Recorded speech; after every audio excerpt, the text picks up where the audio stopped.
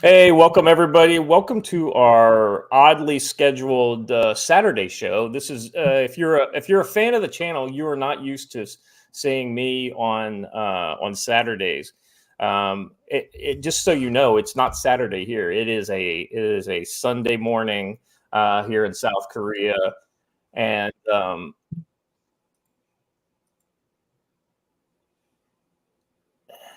hold on a second. There we go. Anyway, Sunday morning here in South Korea, and it's evening time there for our stateside folks. And I have got a pretty distinguished panel today, and we're going to talk about the extension of our Land and Sea Paradise campaign. You guys have done an amazing job supporting us thus far, and I figured we'll go another 30 days in order to see if there's more folks out there that might be interested in Land and Sea Paradise. I was always going to extend it. That's, this is like, some of the people try to say, oh, well, we're not going to extend it unless we get X amount of money or whatever. Right.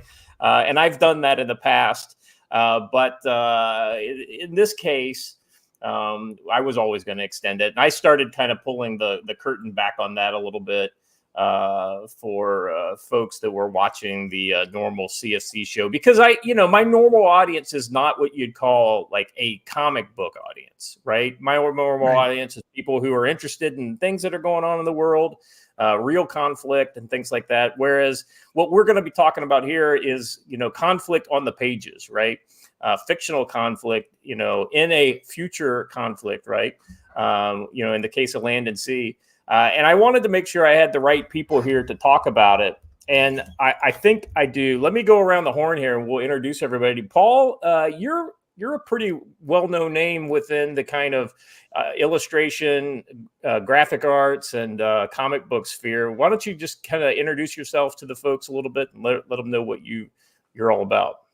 Sure. So I'm Paul Ravoche. I'm in Toronto, Canada, so north of you guys. And I like to say to people, I'm actually a dual citizen. So that people don't start jeering and say, oh, he's a Canuck, he's one of those commies up there.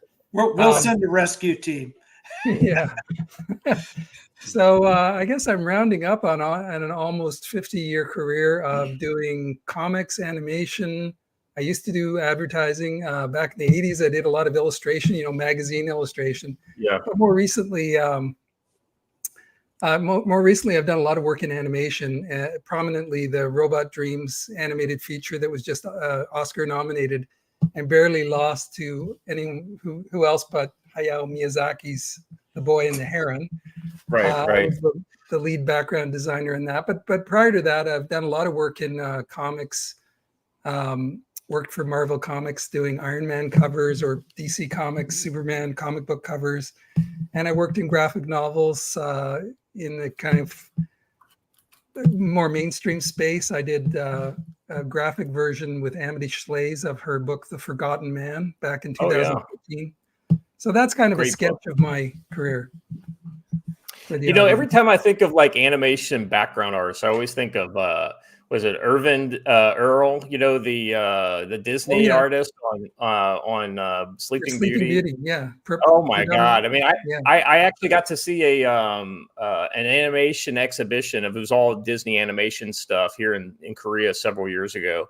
Yeah. And so they had the full backgrounds that he had painted, and I was just getting in there and looking. I was like, I couldn't believe the detail he was putting into these backgrounds, and he was an absolute master. And then I dug in and found out more about him, and it just I think background artists are definitely underrated. I mean, there's definitely a whole thread we could talk about to that. Is that it's like on a stage play, you can have players against a blank background, but it's like foreground background. You need the context of anything you're discussing. So good backgrounds can be like a straight man, to the person delivering the punchline being the actors. It's kind of like that. And I want to just throw in quickly, since you're in South Korea, the movie I worked on, Robot Dreams, Asia's just super enthusiastic about this movie. So I had a really good experience working with the South Korean distributor, which is called Jinjin Pictures, and they did some very clever promotional campaigns and things, and they reached out to me. So I was just amazed at the enthusiasm. I've got like over there a promotional package I could grab at some point if people are interested of this cool booklet they made and giveaways that they gave to people to entice them to come to the early screenings. So it's South Korea is definitely, they love their animation over here. You know, one of the interesting things. Well, we can talk about that more later. I don't want to get too off. Let's keep going around. That's right. Blaine, I want to say that you need no introduction to my audience, but I'll give you an opportunity to introduce yourself. I'm just a writer. I write a lot of different books and series. I do the Blue Dawn series. I'm the primary writer and showrunner for what we're doing with Land&SEA. I just finished a book with Mike Barron. Got back from the editor just yesterday, and I'm going through and doing the edits. Mike and I are doing a novel called Tenure, which is going to be a great series when it comes out. So I've got a lot of irons in the fire. As a matter of fact, I'm going down to Norfolk because I write true crime books, and I'm filming a piece Monday and Tuesday with Discovery ID on one of the books I've written. So a lot of things. Very cool. Yeah, very cool. And Brian, you know, I don't want to diminish you by saying you don't have a bunch of art and books and things out there, but you're a very prolific YouTuber, and that's let's not go too far. Well, I mean, you know, let's be honest. You know, within this space, you know, I think, you know, I became aware of you because of the Land&SEA promo that we did with you, and since then, you know, I've really come to enjoy. You know, several other streams as well, but you know, I definitely liked yours, and I wanted to bring you on today to kind of to represent the fans, right? The consumers, the people who, you know, see all this stuff getting made, sometimes feel like they don't have a voice. And I think, you know, whether you're doing it on your YouTube or you're here as a guest or whatever, I think it's important to have that voice included in what we do. Because let's be honest, before I started working as a writer with these graphic novels, I was exactly like you. I was just a guy who would buy things and would, you know, grumble and shake my head at the sky when I saw something I didn't like, right? And so it's easy to transition between the two, but I think it's important to have that voice. So if you want to introduce yourself and let folks know what you do. Yeah, so my name is Brian. I run a channel called Gaming with ADHD. Yes, I do have ADHD. I try to not emphasize that, but it's more just because I like to cover all sorts of stuff: board games, role playing, miniatures, honestly, anything in between. I've been, you know, playing, you know, all sorts of hobby games since early 90s, late 80s. So it, you know, I lucked into a few situations where I was able to meet Brent.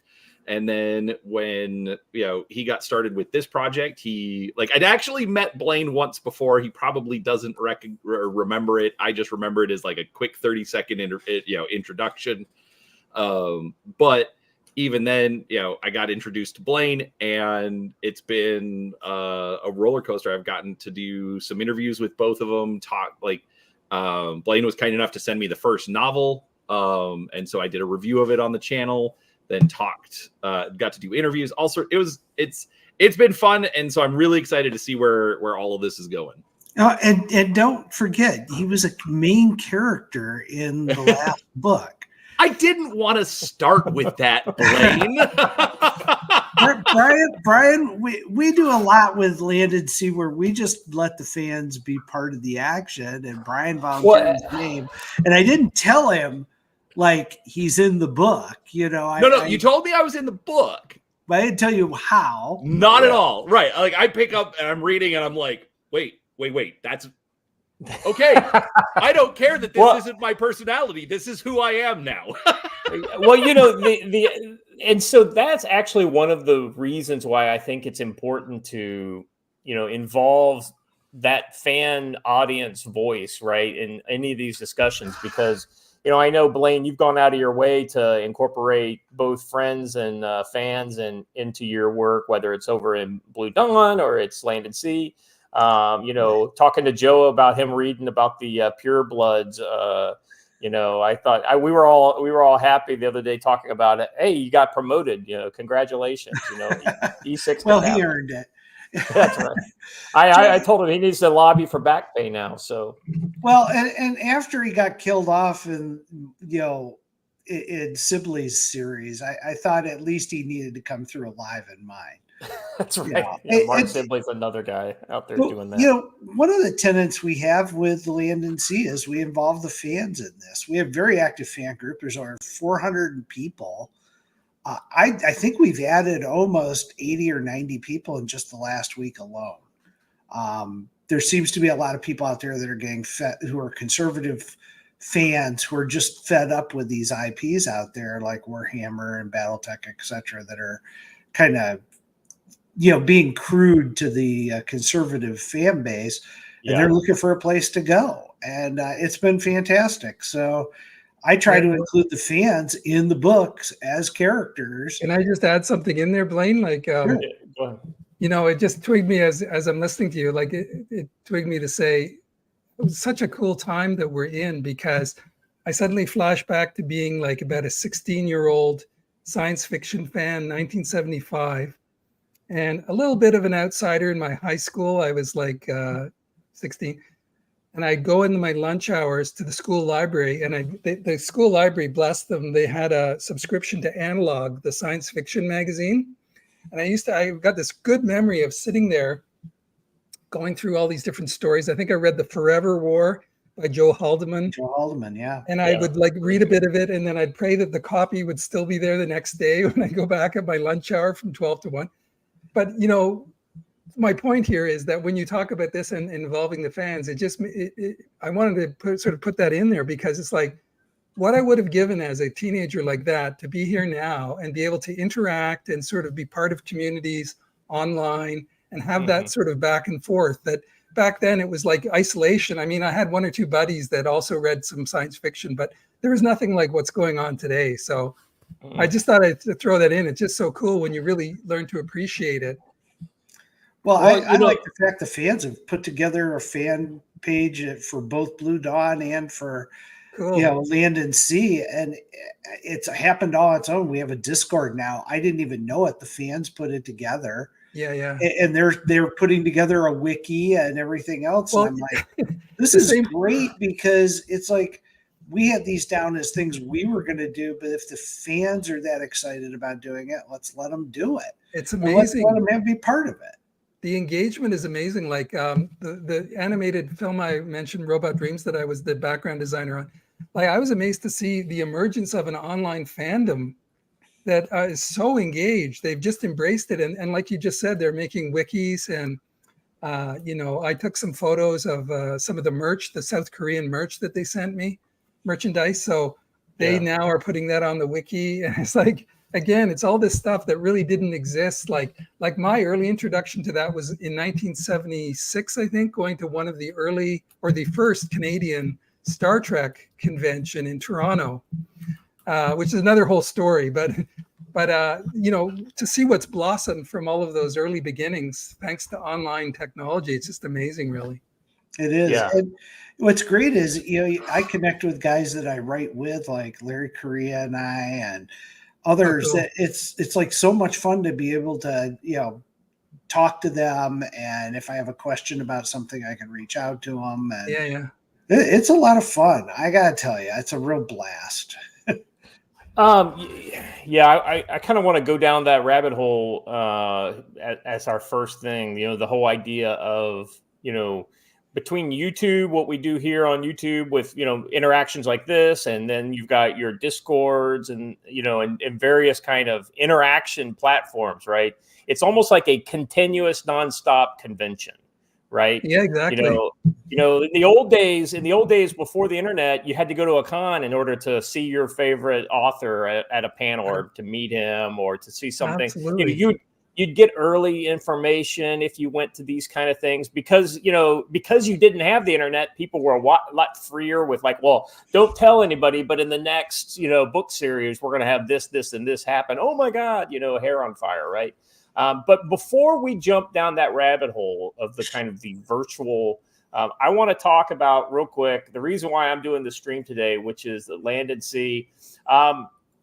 So let me introduce both the panel but the audience to the campaign and show you what we've done thus far. Very proud of this. It's done very well. We're at $16,160 with 257 backers, and we now have 30 days left. We have re-upped. I was going to re-up it live here on the show, but then it said 20 hours left, and I was like, I'm just going to go ahead and before I went to sleep last night, I'm going to go ahead and extend it for 30 more days. But essentially, what we've got here is it's a great little campaign that I'm very proud of, and it really has done well for us thus far. And one of the things that I've done, and if you look in the chat, I've brought the clean sweep perk, which was available only to people who came in as a pre-order person. If you signed up to the pre-launch page, you were able to then get the access to this link. And what the clean sweep perk is it's basically all 4 covers for $95. So if you look at the 3-book deal here on the page, it's basically $20 more. But in addition to that, you also get the sign book that comes with the 3-book deal. So basically, it's a discounted. You're adding cover D, which is Brent's cover. And then we also, for this show, I've turned on the cover D single book. And if you want to get that as a single book, that's Brent Evans' own cover that he did for cover D. And you can get that for $25. And that'll be available probably for the next 6 hours or so. The clean sweep perk is a hidden perk. So if you don't use the link there in the chat, you won't be able to get a hold of that one. So that's the way that you can get that. And then like I said, once the show is over, I'll probably let this stuff go on for a couple more hours, but then I'll be turning them off probably around midnight to your time, something along that. So, all right. Actually, maybe it'll be later than midnight, but yeah. All right. So, guys, let's talk real quick about, we're here on YouTube kind of spreading the word of this, right? And, I came into the YouTube comic scene via EBS and Comicsgate, as a conservative guy who felt like, I'm just kind of fed up with a lot of the BS that was going on. I totally checked out of comics. I probably hadn't bought a comic book since the late 90s, early 2000s, with the exception of The Walking Dead. Like every month, every like so often I would, or every year, I guess it was, I'd go and get the new hardback, right. Walking Dead volume, right? And the great thing about The Walking Dead was I never felt like there was any intrusion of like the outside world and politics and things. So that was one of the reasons why I liked that. And then when I found out about Comicsgate, there's this entire movement that is either apolitical or leans, in a manner that's more fitting to my personal views, right? And I'll freely admit I'm fairly conservative, and the world around me has definitely affected that. But whether it's the Marvels, the DCs, the Disneys, these are all big corporations that are completely plowed under with, I hate to say it, but current day politics. And when you care more about who's writing a book or what color the characters are or whatever, you start to lose something on the creative end. One of the arguments I made a long time ago is if you want well done diversity in a comic, go read the New Mutants, Chris Claremont's New Mutants from the 80s, right? I mean, you had a white guy, you had right. a foreign white person, and then everybody else was something of a different race. You had a Brazilian guy, you had a Chinese girl, and you had a Native American, right? I mean, so you had a very diverse, cast, and they were real people, and they didn't care about any of the, the BS. And so, we were doing diversity in the comics in the 80s way better than they're doing now. They're just making it look stupid. Well, a lot of that though is they're doing it to check off boxes. Yeah. And they're not looking at the characters themselves and saying, is this an important part of this character, and how is it going to formulate itself in the story? And, when you're doing it to just check off boxes, you're driving towards what I would call a level of mediocrity.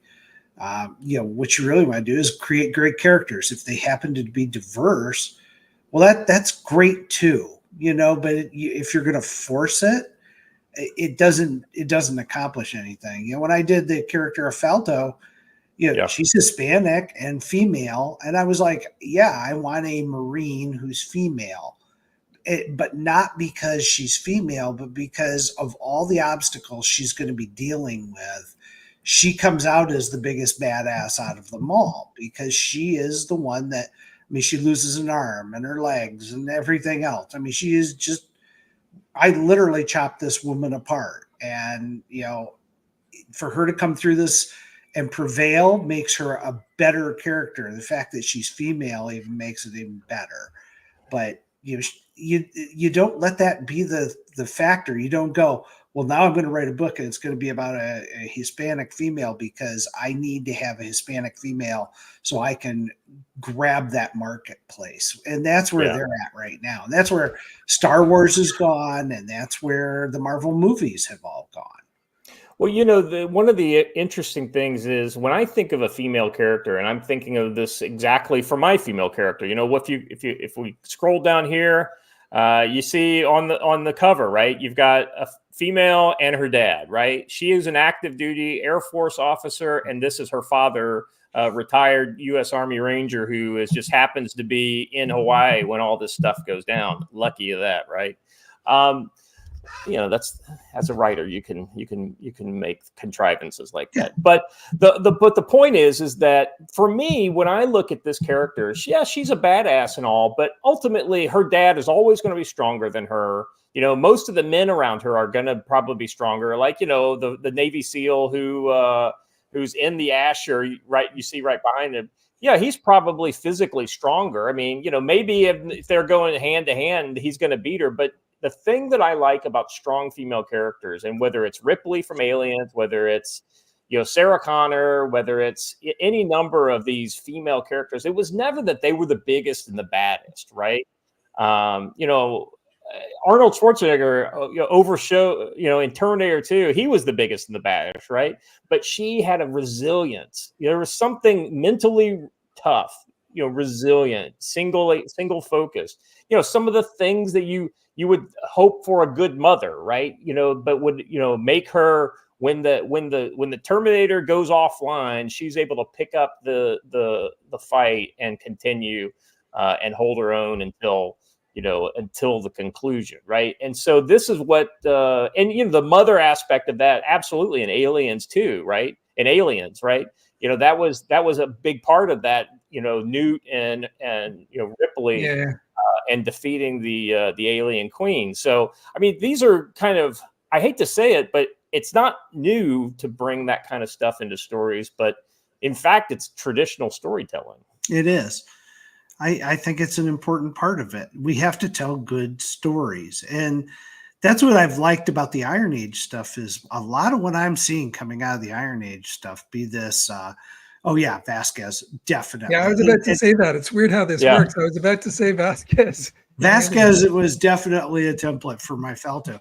One of the things that when I was doing research last year and I went to Best Ranger competition, I was talking to the Rangers going through this, and I was like, how do you guys do this? The physical endurance, because these guys are going 20 hours a day during this.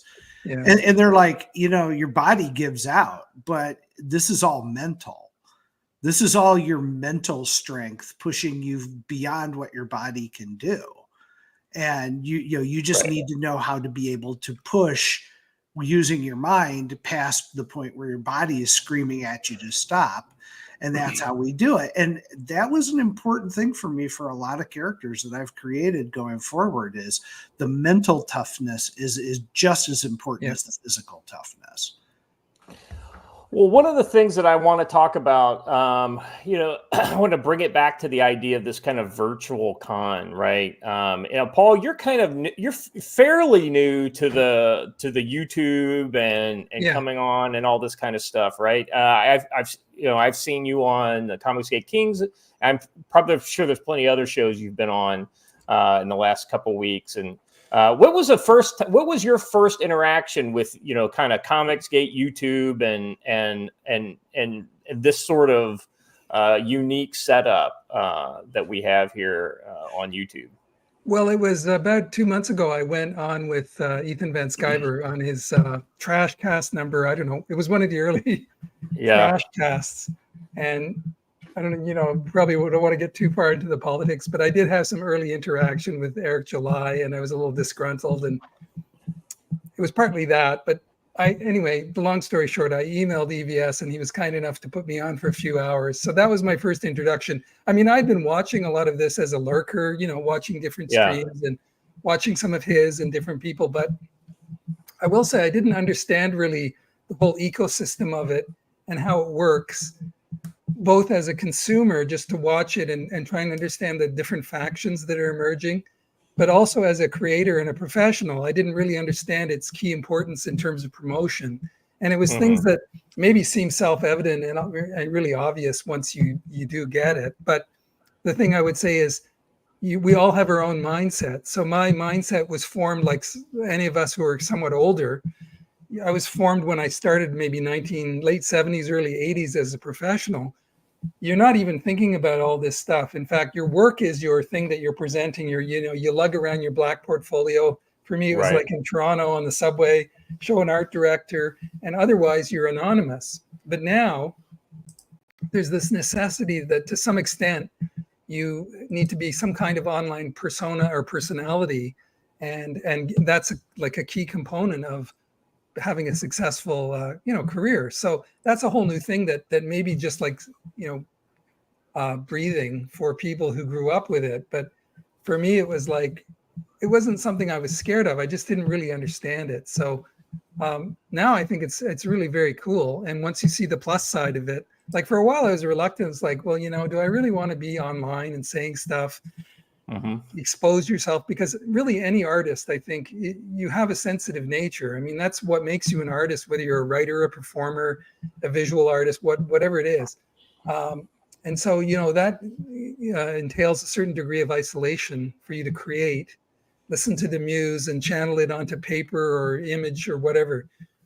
So then you realize, well, there's this brave new world where you have to be online and kind of expose yourself. But for me, to round this whole point out, I guess I'm just a stubborn enough personality, and I'm in this for the long game. Like when I was a kid, back then, like I said, reading the science fiction magazines and seeing Jack Gahn illustrations in Analog and all those John Schoenherr, all these classic illustrators, I was like, yeah, I want to do that. And then once I said to myself around the age of 20 and I got the job in animation designing backgrounds for rock and roll, I was like, yeah, this is my thing. You have to clamp on and just say, I'm doing this. And I remember clearly, it was like going through a one-way crash door. When you leave and you turn around, there's like no handle. There's no way to go back. Yeah. There's no way back. I'm burning the boats. It's that all these different metaphors, but it's like the Vikings invade and they burn all the boats. So for me, that's what I did mentally. I was like, I'm going and I'm going to be an illustrator. And what's been fascinating is that as the years go by, though, there's a whole evolution of things that happen. It's like any older person would say, because then first there was digital, then there was social media. Now there's this evolution of it into streaming and all these online things. So it's really staying on board with this whole moving train. I mean, the core of what I do, or what people here who are writers would do, that hasn't changed, because you're still working with words or pictures, but it's all the surrounding stuff that you have to stay conversant with. So I don't know if that answered your question, Scott. No, yeah. Well, interestingly enough, I mean, that kind of gets the idea of like the old cons, right? Back in the old day, the only time you'd get to see your favorite writer or your favorite, sci-fi cover artist or whatever is you go to one of these conventions and then you meet them and you've never seen them before, or you saw a little black and white postage stamps kind of picture in a Starlog or something like that, or something, because Starlog always had pictures, whereas everything else was just non-pictures, right? Is all words, right? And so you'd meet them for the first time. You're like, oh, well, I thought you'd be different, but you're not. They were very human when you would meet them. I remember going to a convention. This would have been 86, 87, and going around. And I know for a fact that I probably knew of the work of many of the people who were there, but I had no idea who really they were, right? I mean, it's like, you don't know what they look like, you only know their name. You may know some of their work and things like this. And so the thing I like about, what we do here on YouTube, whether it's what I do with Future Conflict or whether it's what EVS and a lot of other very successful YouTubers have done with like the promo shows like Comicsgate Kings, where you guys get on there, is people get to know who you are, right? And like I've bought comics from Comicsgate creators that I was like, it's not a comic I would have picked up in the shop, but I like that guy, right? And I want to support what he's doing, right? Exactly. And I'll be honest with you, about 30% of the Comicsgate books that I have, I still haven't read them yet. And it's not because I disdain them or anything like that. It's just I just haven't got around to doing it because it's maybe something I was more, I wanted to support, somebody versus, just really in love with the project. So, so this kind of brings me to Brian. I want to bring you in at this point because you're at all those cons, right? Even to this day, a great con on a panel, you got a moderator, right?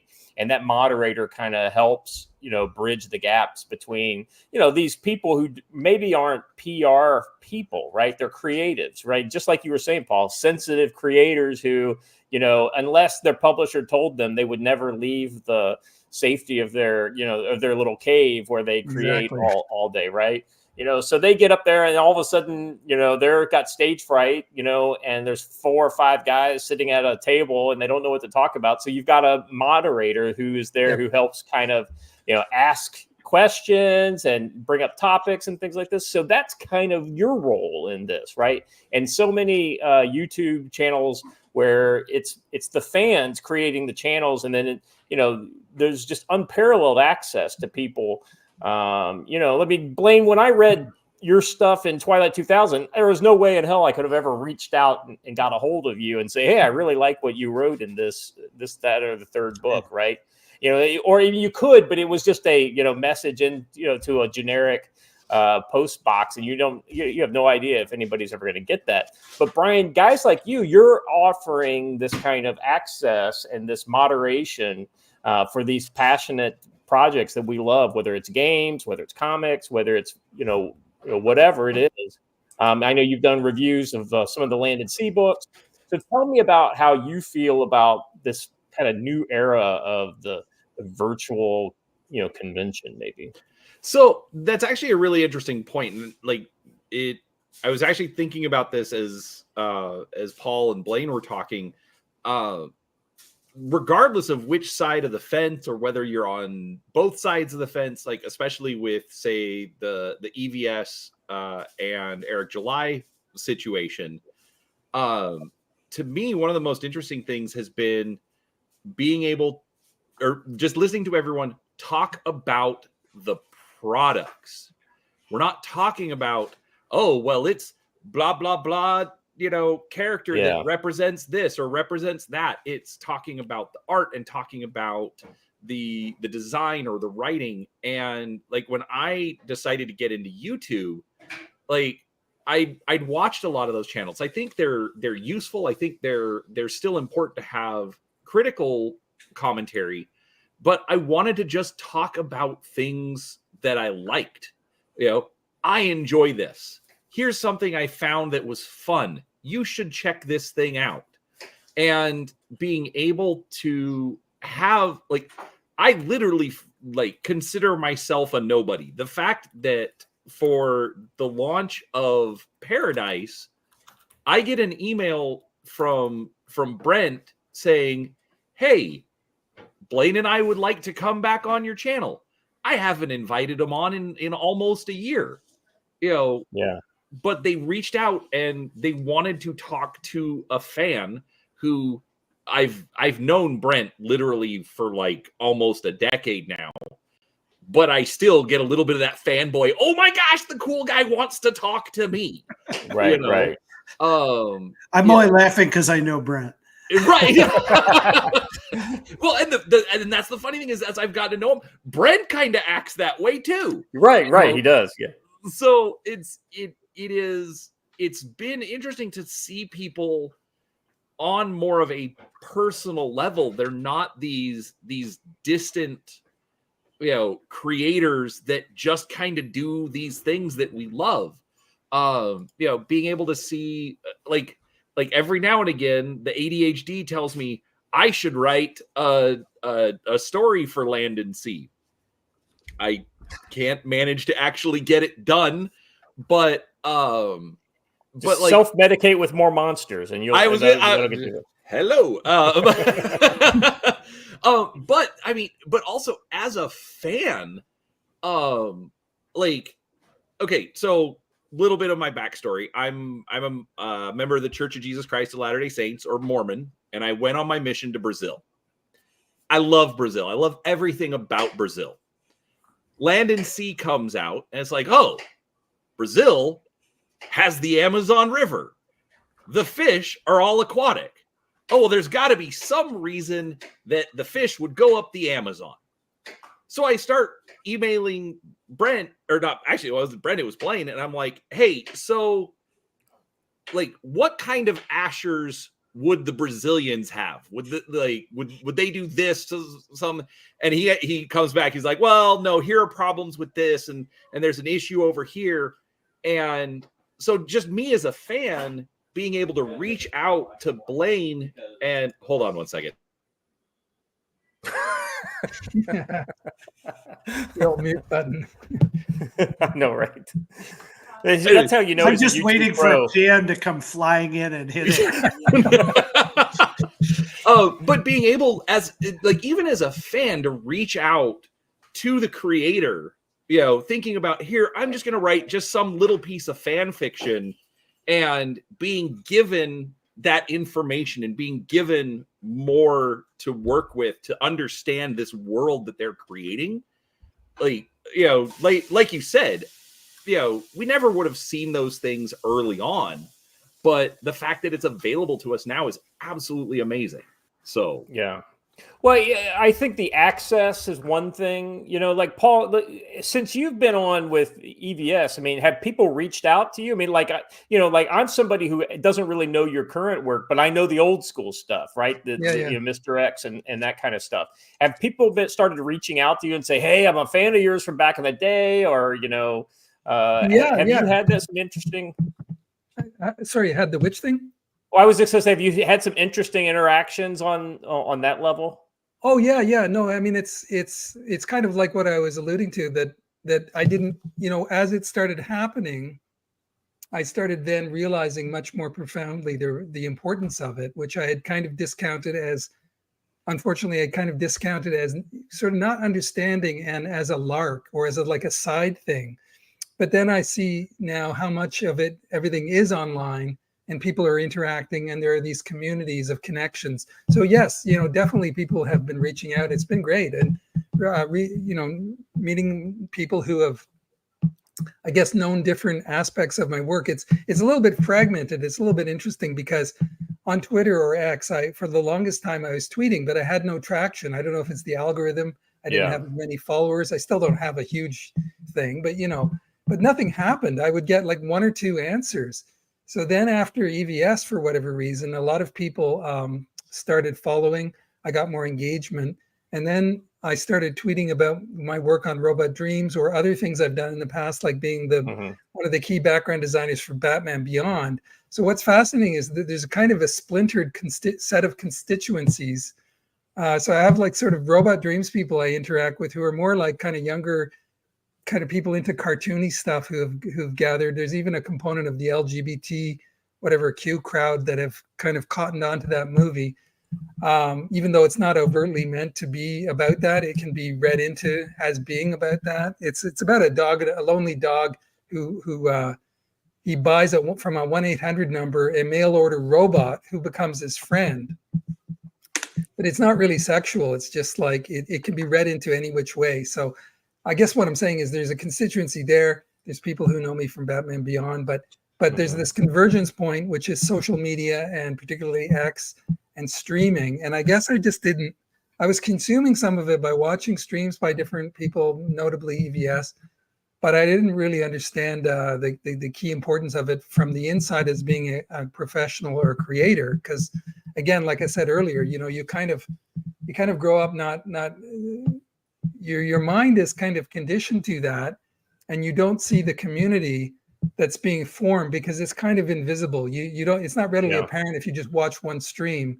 You don't understand the deep politics, the factionalism, and whatever. Even if you don't want to get involved in that, there is a whole invisible thing happening.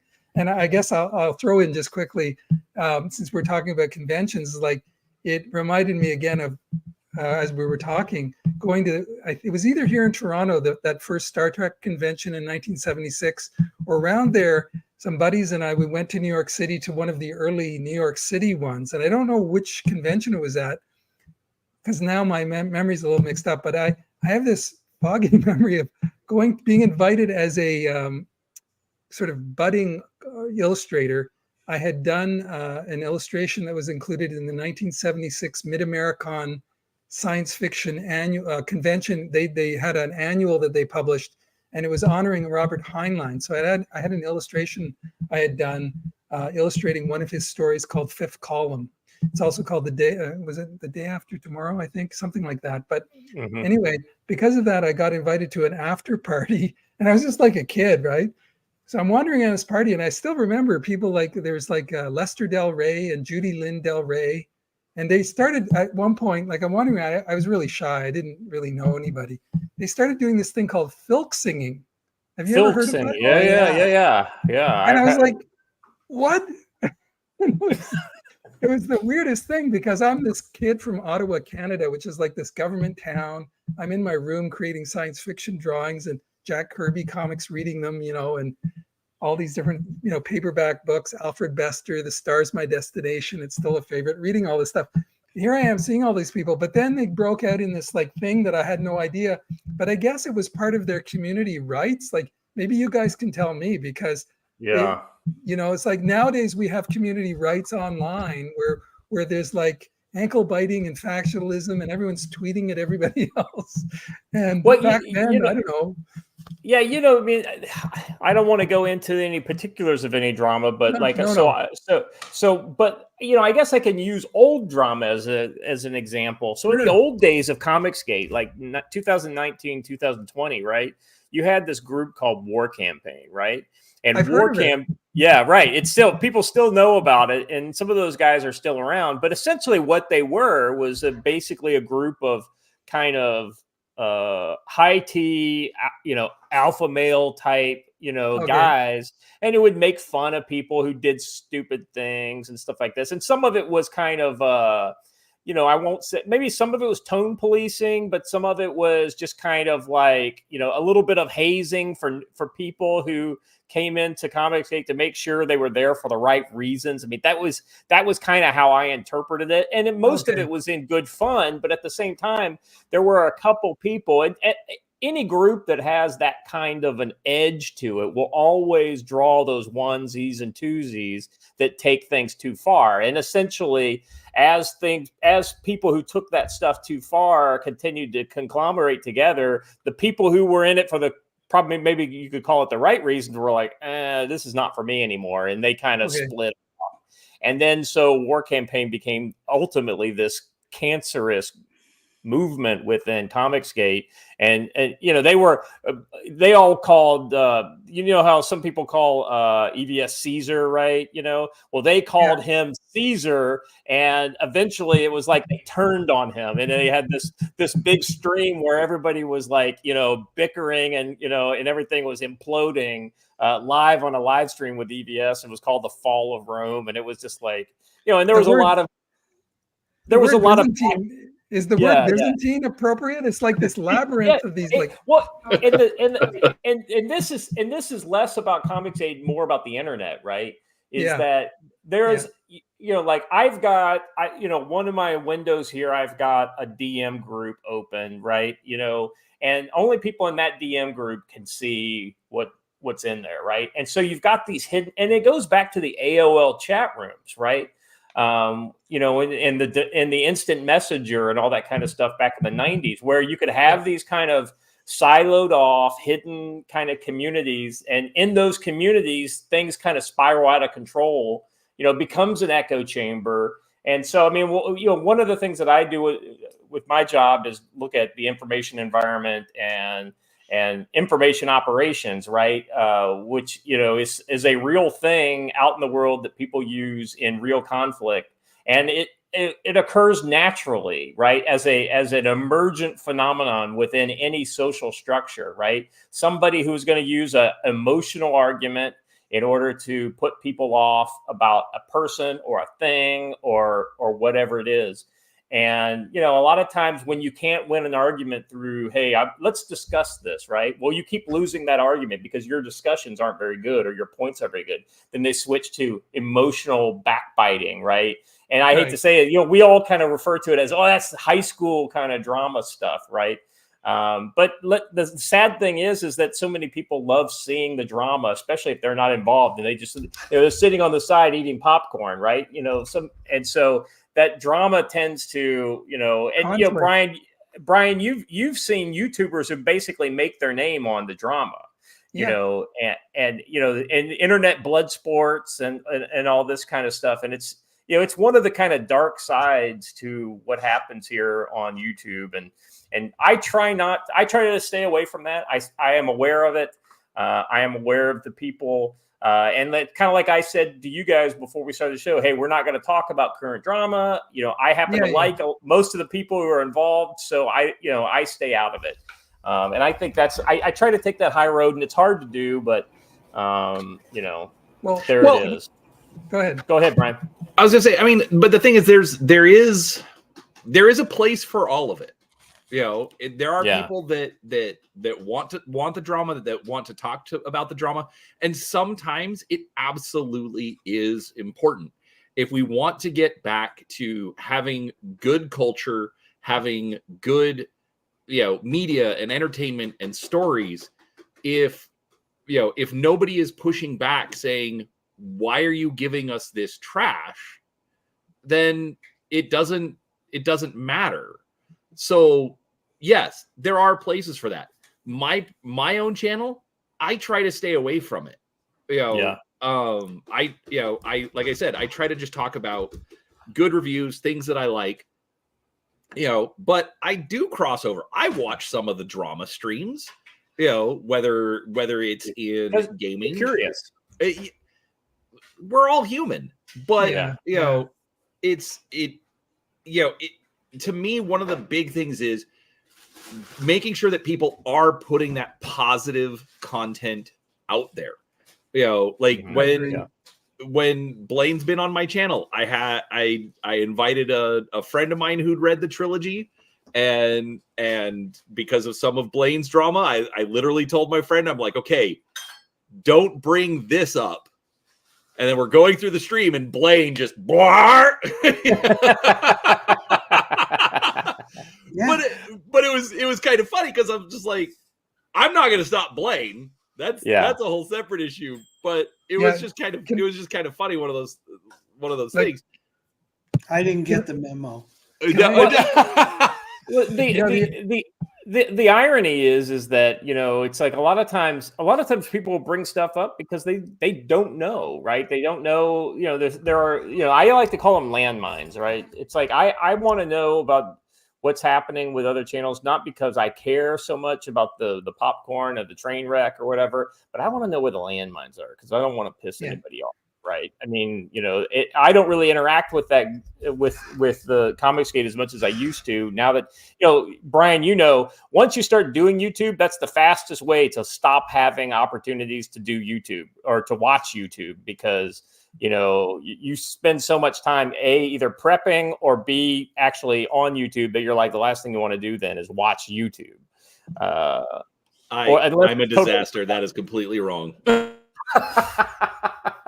Can I just throw something in here too, like that's occurring to me? Yeah, because it seems to me like you've got people who are producing so-called content, like the people who are like us, we're on streaming, right. And then you've got people watching.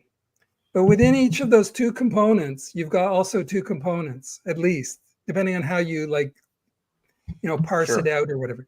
So you've got people who understand clearly that it's kind of like pro wrestling, some of it. Yeah, and it's kind of exaggerated. Like I can see EVS does that. Like he's been needling me a little bit because I'm like the black pill guy, supposedly, because I don't believe in left-right politics. So like, do you take that seriously or not? So sometimes it's fake and staged, just the way pro wrestling, they hit each other with chairs and there's blood. But then there's also sometimes it gets real. Yeah. So the problem is that these things, as I see and try and analyze this and kind of figure out what's going, it's all entangled. So you might have people watching who are in different modalities. Sometimes there's some groups of fans that go, okay, this is kind of good nature. We're ribbing each other. They're bashing each other with chairs. It's not real. Other times they take it really seriously and get their emotions involved. And maybe that's why you get these doxing things or swottings, where people are sent with SWAT teams. Mm-hmm. And it's like, that's when it crosses over this line into something very different. And it's because of this modern digital technology. That didn't exist when I went to visit the Star Trek convention in 1976.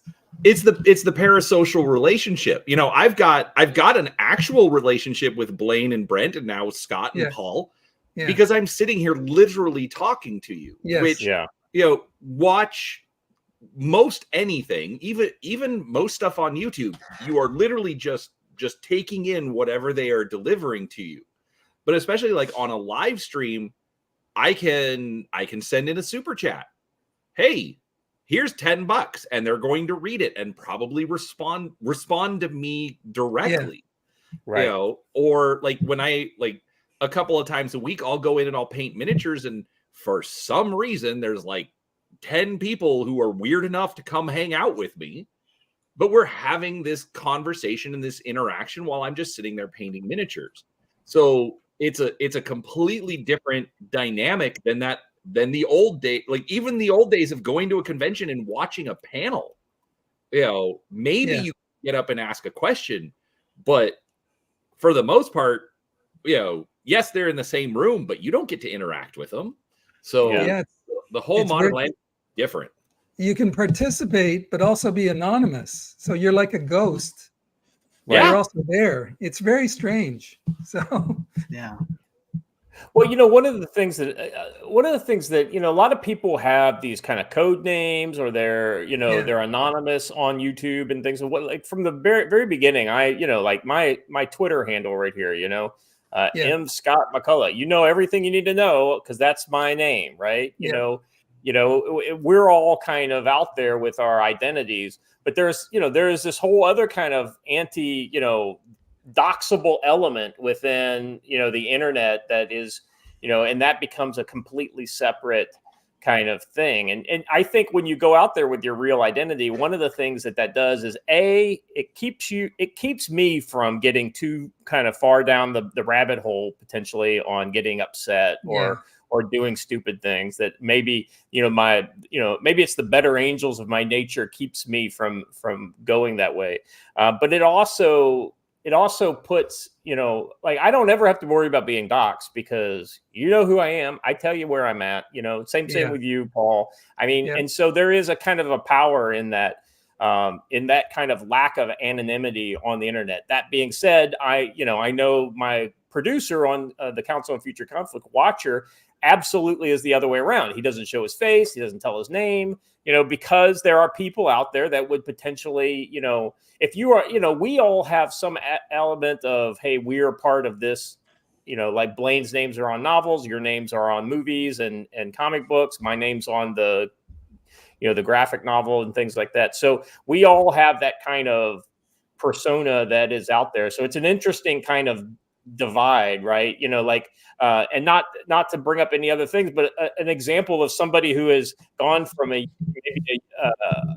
anonymous guy in the chat to somebody who's kind of famous now, like Yellow Flash, right? Or that's not that Star Wars girl, but Tug, right? The Umbrella guy. These are two guys who have these anonymous personas that have created and become bigger than some of the people that they used to cover early on, right? As far as their YouTube channels and things like that. So it's an interesting kind of dynamic. And I guess, so let me kind of pull it back to the original idea. Like on YouTube, you have the opportunity to reach a group of people and say, hey, listen, I've got a product that I'm going to sell here. And so this is a marketing platform as well as a social interaction platform. And Paul, I know you're just kind of coming into this. Blaine, you've been kind of you've been playing with YouTube for a while. I mean, you don't have your own YouTube channel or anything like that, but you've absolutely promoted your various novels and things like that. Have you noticed any kind of positive reaction of you being on YouTube channels? I mean, you being on with Razorfist was huge, and we'll talk about this here in a little bit. I want to kind of get into,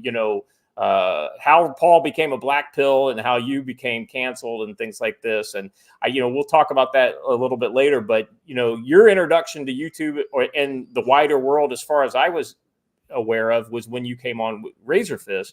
That was a huge deal. What's been your experience with YouTube since then? It's a wasteland. It's like playing Fallout. There's tribes out there that are hostile, and there are some monsters out there too. But honestly, it's out there, and you put yourself out there, and you tell what you're doing, and people want to know about the product. They want to know what you're working on. They want to know, when can I see this? What's the status of these things? And YouTube's an excellent channel for that. I don't think they get any magic out of seeing my face. That's not what they need. But, I've done podcasts, a lot of them too, and those have impact as well. So, to me, I think it's a great way to engage. I think there's always a handful of people that they believe the entire purpose of the internet is to do something negative or post something negative. Right. That's what their whole shtick is. And you just got to kind of ignore those and move on. It's just not worth it. Yeah. Speaking of, real quick, Blaine, when is the game coming out? The game is coming out. We're going to alpha test very shortly. We've got a miniatures company lined up. I'm teasing Blaine. Oh, no. But we actually had a really interesting discussion about doing a survey to the fan community to go, what do you want to see in the box? This is what we're thinking. How much do you want to pay for something? What do you want for your stretch goals? And before we just put something out there and say, well, this is what we think, why don't we actually talk to the fan community and let them have some input on it? And I think that's, it's something that if you used to read the old strategy and tactics magazines, the back of them was always this detailed survey. And that literally determined what their product schedules were going to be from, SPI. And that was a great and brilliant approach, and we are going to tap those waters pretty soon. Just so that we know, you've got an opportunity right now with the internet to engage with your fan community in a lot of different ways and forums to elicit feedback that you normally never would get. Right. And so why not do that? It's a tool to be used. It's not a platform for abuse, Yeah, I agree. Well, the irony is when you give people tools and there is no inherent kind of up, down, left, or right with the tool, right? It's just a tool, right? If you give a psychopath a hammer, he'll go around killing people with it because he's a psychopath, right? Exactly. But if you give it to a carpenter, you know, it's going to build something amazing, right? And so it's all about, like, you know, I think that invariably, and this is maybe a good place to end this part of the discussion, is that, you know, the internet is exactly what it does a great job of showing a mirror to the people who use it, right? And a greater part of that society. And so this is where I'd like to transition. And I don't want to go too far down the rabbit hole on either of you guys, but you have both faced backlash from people who, because of the internet, gave them a tool to show how much of a psychopath they were. You know, there has been a little bit of cancellation going on in both of your careers. Real quick, I mean, I'll start with you, Paul. What's been your experience with, you know, this, and you know, how have you kind of dealt with it? You mean with the cancel side, or I was waiting for you to ask me about what the black pill meant? Well, you know, maybe they're connected, right? You know, you go through a progression, or I guess a kind of journey in your life if you're willing to. You know, you can stay rooted in one mentality, but as your life events come along, it can either change you and mold you, or not. So in my case, I kind of I guess I started waking up to a lot of different things that I would have discounted in earlier times. But in terms of being a professional, you know, I was like always the dutiful guy, play the game, do the work, deliver it as well best I could on time, and I still believe in all that. But in terms of working for big companies like DC or Marvel Comics, there came a time around 2008 or 2010 where it suddenly you just hit a wall. And it's probably now, looking back, like, I have no firm, hard evidence on exactly what happened, and I probably never will. But it has something to do with, you know, whisper networks, backroom things. And I never got canceled quite as hard or as openly as somebody like EVS, because I was never a mainline top-selling guy doing a big profile, high-profile book like he was doing Green Lantern and I guess a bunch of things. So, but, you know, I was working on and off for DC, and one day it just stopped. Like, nobody there would email me back. And I guess it must have been like, maybe I said the wrong thing, you know, on social media, like believing in conservative politics at that time.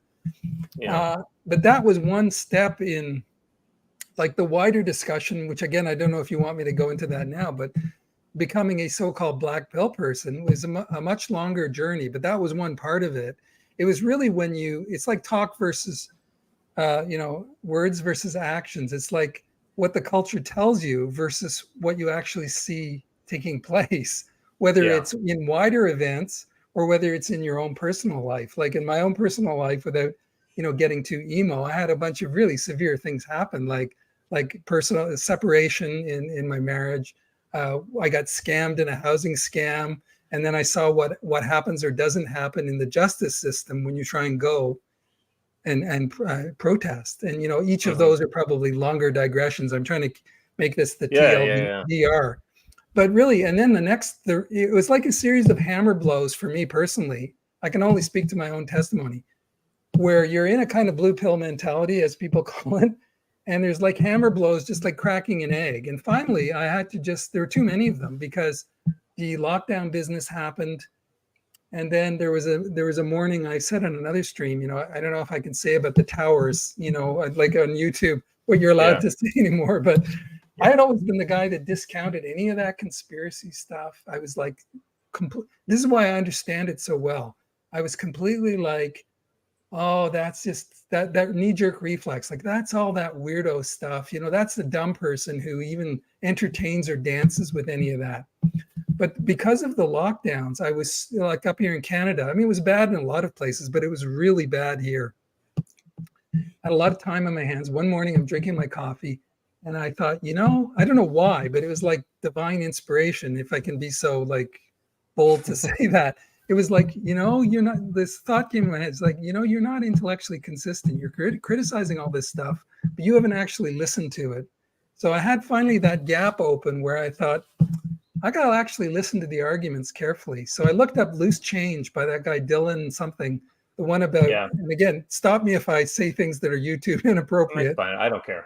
But I finally sat down that morning, and I didn't write down the date, but it was back in probably 2021 or 2020, one winter morning, and I was sitting there I watched this thing. I was just astounded because I was like, holy, because when I watched it, it wasn't a bunch of goofballs making dumb arguments. It was like very, very cogent, sober people. Yeah.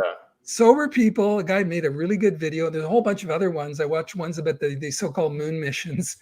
And when I started looking into all these things, I realized, wow, this is so much bigger, that it's not this simplistic, like there's layers of conditioning. Talk about intelligence operations. Right. So I had been conditioned to have a knee-jerk reflex that would keep me circling back within the bounds of containment. So there's like a plasma containment field in our brains that keeps us from exploring the outer lands of ideas that might free us. So you don't ever even walk out of the prison cell that you're in mentally, because you've been conditioned that way. And when I started realizing that, because I've always been an independent person, it's kind of fueled my urge to, and that's, to investigate. And that's now where you see me with like the Comicsgate Kings. They think I'm this black pill guy. I'm not really. I'm just a person who, I do not buy the traditional narratives point blank. I'm just a skeptic. I think being skeptical is actually the safe place to be. Like, right? Yeah. So there may be 10 conspiracy theories, right? And only one of them is correct. But if you find out the one that, okay, this is a conspiracy theory, right? This was presented as A, but in reality it was B, right? All you have to do is see that one time, and then everything is like, okay. Absolutely. And this is the thing that I worry about, right? And because here's the thing. I mean, I'm not a big conspiracy theory guy, because I feel like I don't have the time to really put into it, to do the work myself, to go down those rabbit holes. But the other part of it is that, like, I have enough still of kind of, if I can't see it or taste it, or, I've got my God, and I have faith in him. And outside of that, it's hard for me to get excited about things that are outside of my visual kind of bubble, the 20-mile bubble. And so I just, part of me is just like, maybe it's an inherent stoicism, right? Like, I can't do anything about it. So then it just doesn't benefit me to go too far down that. But I know, because I've been involved, like I said, in, information operations and public affairs, and the whole idea of spinning the yarn that becomes the tapestry in the information environment. Because I've done that, I understand there is, there are layers, right? It's like an onion, And when you go down, and I don't know if you've ever heard of like a limited hangout. Do you know what? Heard that term? Yeah. Okay. Oh, yeah. So, like, there a lot of times they'll give you this just to hide this. Oh, it's right? To keep you in the yeah. No. There's endless examples of this, and it's really interesting. Like, one thing, occasionally you stumble across things on Twitter it's like a river of sewage, but there's diamonds sparkling in it, and you learn to pick them out. Yeah. And one of them, someone said, is if you walk backwards out of lies, that's different than saying, I believe that. Like, I used to be more like that too, that I see a lot of people doing, very confidently saying, I have this complete final picture of the world and of politics and blah, blah. And it's like, this is it. And then if someone else doesn't agree, you go, I'm going to argue. And now because of this one diamond, I saw someone say, it's like, they said, walk backwards out of lies. So that means that you end up with a much smaller pile of things that you know to be true. And you also have a much bigger space of, you have to be comfortable resting in uncertainty. And that can even create like kind of a cognitive dissonance where it's all swirling around. You're not really sure. You have to come to peace mentally and kind of rearrange your mental furniture to deal with that. But once you do, and that's kind of where I put myself. I'm not confident saying I understand international politics exactly, or this or that, but I am saying I'm comfortable saying that I've walked backwards out of automatically having a reflex to believe all these big narratives and the left-right politics, and oh my God, they arrested Trump and they're putting him on trial, and Alex Jones got to find whatever $1.5 billion, and then Kyle Rittenhouse was testifying on this trial, and he was crying, and like, how do I parse out what's real or not in all of that stuff? Half of it could be fake or semi-fake or exaggerated or coached. I don't know, and I just go, the whole thing's a complete clown show. And I don't believe most of it. I believe what's outside my window in the street. I believe my neighbors in the building I live in, they're real. But the rest of this stuff, the thing that the ship hit the bridge, wherever, like, what are all these I feel like I need to bring you on a Friday show. We'll talk about some Canadian domestic politics, and we'll get your I'll just what, be saying, what you really think. Will it be good content though, Scott? Because I'll be the guy saying, like, I don't know, I just right. But I mean, that's real quick. I mean, that is one point where sometimes it's nice to just live on the outskirts of the city and have your backyard full of chickens just running around. It's like, I'm just gonna go out and hang out with the chickens. If I had chickens, I would. I agree. Well, you have a lot less fear and uncertainty, and like I used to, when you mentally, this is what I was trying to say to the Kings on the stream. When you mentally attach yourself to all these things, like they're super serious, and they keep telling you these lines that are fed, like the next election is the most serious one ever, and the fate of the Western freedom hangs in the balance. And they said that the last 3, 5, 10 elections. And I've heard it my whole life. Yeah, me too. And here we are. And it's like, and then they're always saying, these politicians are saying, elect this guy and he's going to save us all. And then he gets elected, or she, or whatever it is. They don't do half of it or any of it. Yeah. And nothing changes except that things evidently slides downhill into the morass of slime and swamp more than ever. That's all I was trying to say on the Kings is like, fool me once, fool me 15,000 times. I'm not going to buy any of that stuff anymore. And I think it's, personally, in my opinion, it's foolish to just believe and have your eyes glued to all this and your emotions and your angst, Yeah.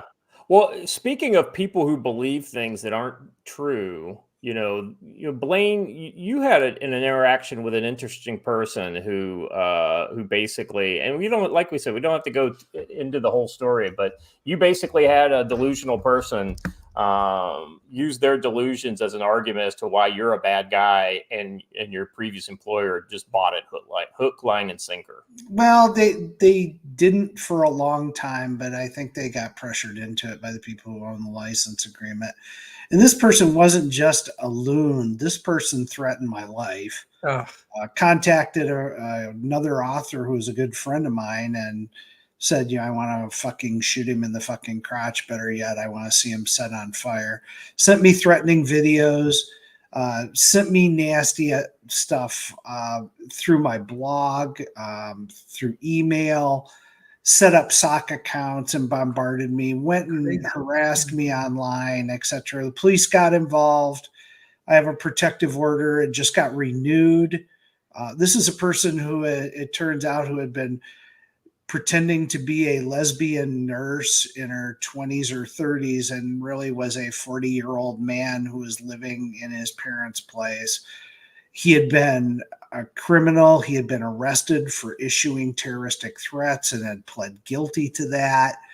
So he's a repeat offender, and he's still out there. It's amazing to me that people listen to the crap that this person who is admitted, by the way, he's a liar. He came out and said, my entire persona was a lie, but Blaine Pardo's still an evil person. And people are like, okay, good.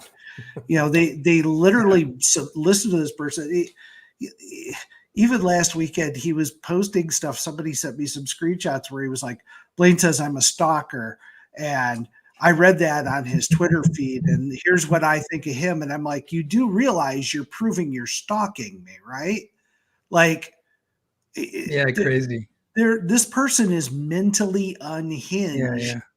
And my publisher bent to that will and said, after 36 years of writing BattleTech, something that I really enjoyed doing, said, no, we're not going to do stuff with you going forward. And it's because of this person. and the block checks and just the temporal politics of the day, right? I mean, stuff that didn't matter 10 years ago and stuff that probably won't matter 10 years from now, Right. And see, for me, that's the thing that I have a hard time wrapping my head around is that how, I mean, progressive politics, right? The whole point is like, they always move the down the field, right? And I think we're literally seeing the first time when people are going to come back essentially to a lot of this stuff and say, listen, these were bad ideas. We need to push the reset on a lot of this stuff. And I think eventually that's what we'll see. Well, here's the way I always view it, Scott. Yeah. Look, in the old days, up until 5 years ago, 10 years ago, even, it used to be if you didn't like somebody's art or you didn't like somebody's writing, you didn't buy their book. And that system, by the way, has worked for centuries. Now you have people who go, I don't like this person's politics. I don't think anybody should be able to buy their book. And I don't think they should be allowed to write books at all for anybody. Right. And the way I dealt with it was to go, there's a point where you're really down on yourself during this. And I'm sure this is something Paul can appreciate. Oh, yeah. You go, what, have I made mistakes? Is this fault? And then you realize, like, you know what? The only thing I can do is to go out and be very successful at what I do going forward, because it really pisses them off. And nothing gives me satisfaction more than when they light up every time I put out a new book or anything. They get upset about it. They scream, they holler online. And I just chuckle about it because I'm like, you are yelling at no one. No one is listening to that. So, Blaine, I absolutely, what you said there just, hit me because, this has real consequences, this stuff. I mean, when I was probably around 2008, 2010, like I said, some of this stuff happened to me, but not in as public a way as maybe what you're talking about or EVS, but it definitely happened. And, I had young kids with mortgage, all this wing loading. If you're talking about planes, like real pressure back then, my kids were young, mortgage, all this stuff. Mm-hmm. And I was just working, like constantly staying up all night, drawing advertising. I was doing comics and I needed the income. Basically, it was completely crazy compared to now. But then suddenly you get canceled and, you do have a dark night of the soul where you go, did I do what's going on? And it wasn't even like now where we have more hindsight to see what's been going on. There's the revelations of things like whisper networks and back rooms. I had no idea about any of that. I didn't even know people like EVS or you guys or anybody. So I was really basically on my own. And it was really bewildering because it's like these people are coming at you and depriving you of income. It has a real world effect on you and your career. And you're sitting there going, I'm trying to provide for my kids as a man, a father, husband. And someone's coming at me, but I don't even know who it is. I can't confront them. It's really serious stuff. And that's where I related to EVS. And when I saw him on the streams and I emailed him and he put me on a stream, like he's a guy from New Jersey, different background. I'm the son of the kind of government employees. My dad worked for the government in Canada, the Ministry of the Environment. So he's like an early environmentalist, my late father. I had a completely different background in a way than the guy from New Jersey. But what we have in common is we both got canceled for no, as much as the opponents trying for living your life. Yeah. Sorry? Just for living your life. I mean, just for living your life and wanting freedom. I want what they say they want, which is I want diversity, freedom, just to be able to have free speech, express myself, be creative, and not have somebody or the government telling me, oh, you can't do that and locking me up and all this stuff. So for that, somehow, because I wanted to have an independent opinion, which back then was more, I believed in the left-right thing, so I was probably more vocally conservative, but I didn't understand the implications. Yeah, they come for you silently with their daggers, and then they act like, in classic gaslighting or whatever the term is, they act like you're the bad person who's trying to do something aggressively to other people. And even to this day, as far as I understand it, like you guys correct me if I'm wrong, but there's still people coming at Comicsgate trying to portray it as a hate group. Whereas I see it as a loose affiliation of people who are all the like bewildered survivors in the wreckage of the ocean rafts Yeah. of all, and they come together and say, let's form a life raft where we can just reach the people who understand this stuff themselves, and we'll connect, and they love like maybe old comics, writing good Right. quality stuff, whatever it is, and we'll just interact and contract, exchange goods, monies, stories, and we'll be free. That's what people are trying to do. But all this other layer of like politics and you're a racist and a hate group and all this, it's just complete psychopathic nonsense. Like, Yeah. Well, you tell me somebody like Andy Smith or Billy Tucci hates anybody. I mean, these no, guys are like freaking sweethearts, I mean, they're hardworking people. And here's the thing, right? And I kind of want to transition this piece from the negative side to now the positive side, right? Okay. And so what you've seen then come out of Comicsgate kind of writ large, I think, and Blaine, your situation specifically, is a kind of a phoenix, like, coming from the ashes, right? People tried to burn your careers down. And, Paul, I'm sure this is true for you. EVS is a worker. Andy Smith, Billy Tucci, these guys are workers, right? And they actually have a vision for what they want to create. Billy Tucci's, practically created, independent comics, I mean, like that guy with She and everything. And so they just kept doing what they were doing, right? And the thing that allowed them to do this, and Blaine specifically for you, right? When you were if you had been canceled 15 years earlier, just your name would have just fell off the radar and nobody would have hardly ever heard of you again, unless you came back as a pseudonym or something like that, right? But because of your ability to, you had a big fan who just happens to also have a big platform, Razorfist, right? And he heard about your canceling, and he brings you on his show, and he's able to tell your story. And I know for a fact that, because this is how I contacted you, was, seeing your story. I'm sure you had tons of people contact you like, hey, what can I do? How can I help? What are you doing? How can I support you? And you have absolutely blossomed since then with Blue Dawn, with Land&SEA. You've got other things. You're still doing your true crime stuff. And this cancellation in a way only seems to really have affected you in the kind of genre space. You were telling me earlier that your true crime stuff and some of your, the other things that are in the broader market, they seem to be fairly ambivalent about all that, correct? Yeah. Honestly, it doesn't affect some of my other genres. I was down on myself for a long time, and then I just am like, I'm selling more books probably than I ever have before. I'm reaching a much broader audience.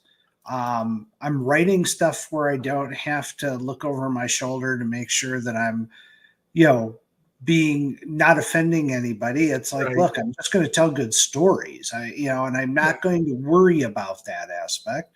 Honestly, my wife made the comment. She goes, I wish you'd been canceled 10 years ago. Yeah. Your wife is a smart lady. I've met her. Yeah. So, yeah, she is. She is. I'll let her know you said that though. But she was like, you've been more successful and more happy since you got away from that mess over at BattleTech. And I was like, BattleTech's kind of a fizzling franchise at this point. So maybe they did you a favor. Yeah, I think in some respects, I feel like, you may have thought you canceled me, but I canceled you. And I'm just moving on and doing what I enjoy doing. I miss BattleTech now and then, but not very much. It's like I did my stuff over there. I'm proud of the work that I did there. I stand behind that body of work, but I've moved on. And a lot of fans are always going, oh, are you going to go back? And what would it take to get you to go back? And I'm like, there's no amount of money that can be thrown at this. This was a violation of trust. And once it's violated, you can't go back. I'm sure, Paul, you feel the same way. If you got a call today from Marvel, you'd be like, I'm not so sure. Yeah, it's very strange because it's so amorphous. You also don't know. It's like shadow warfare. You don't know who actually did what.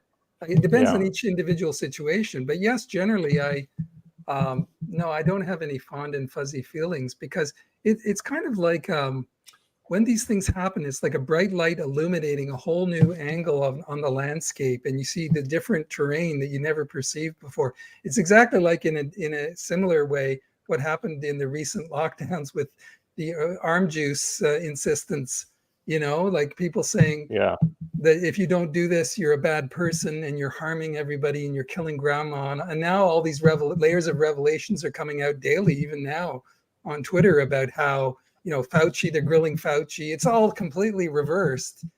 But back then, it was like agony being the lone, like here for me, I was like one of the few people who was just resisting all this stuff, trying to find a place to go shopping where they weren't yelling at you for not wearing a mask. And it's really bizarre. So yeah, it's serious stuff that you do tend to, I don't forget it. I mean, I'm not seething with resentment about it, because you don't want to be living in that mentality.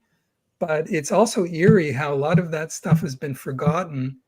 And when it comes to comics and working professionally, yeah, like I don't know what I would do if a company like DC called me up. It's completely unlikely. So it's a moot point. But well, if just thinking of this from a business standpoint, right? I mean, so now Blaine, you're working on Blue Dawn and you're working on Land&SEA. If a company came and said, "Hey, we want to make a Blue Dawn TV show," right?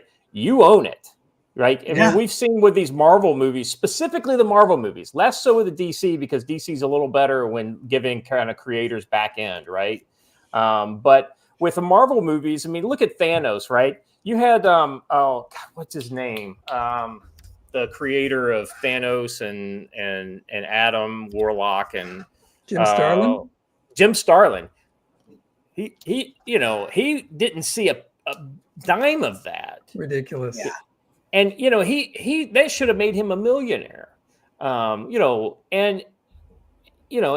so the thing that I see is like, well, why would you put your heart and soul, 20 years of your time into building these corporate characters? Even though, let's be honest, the Marvel Universe is pretty cool. Maybe not the current version, but the version I remember from the 80s and the 90s was pretty damn cool, right? Even something like that, why put your blood, sweat, and tears for 20 years into something like that when you could create for yourself and then potentially reap the rewards? Even if it doesn't get mainstream success until the day after you die, at least your kids then own your stuff going forward. Brian, what were you going to say? Well, I think it's an interesting point, but there is also like, and I know a lot of artists, hate this expression, but there is the exposure of working for DC and working for Marvel. But I think the more important thing, especially nowadays, with the fact that there's Twitter and DeviantArt and YouTube, and add in whatever source you want, that no matter what, anybody thinking about getting into any kind of creative space needs to be establishing themselves and their own fan base, regardless. So if you're a new artist, get out there. Make contacts, make friends with people who will give you some traction. If Marvel comes along and says, "Hey, we'd like you to do a cover," or "Would you like to do a couple issues," whatever, for the new artist, that's probably going to be helpful. Yeah. But they shouldn't be discounting, their own fans that either A, will come along with them when they go over to Marvel, or when they sit, they can then leverage that, saying, "Hey, I got an offer from Marvel, but you guys are so much cooler and I'm having so much more fun. I'm going to keep doing this." So, I'm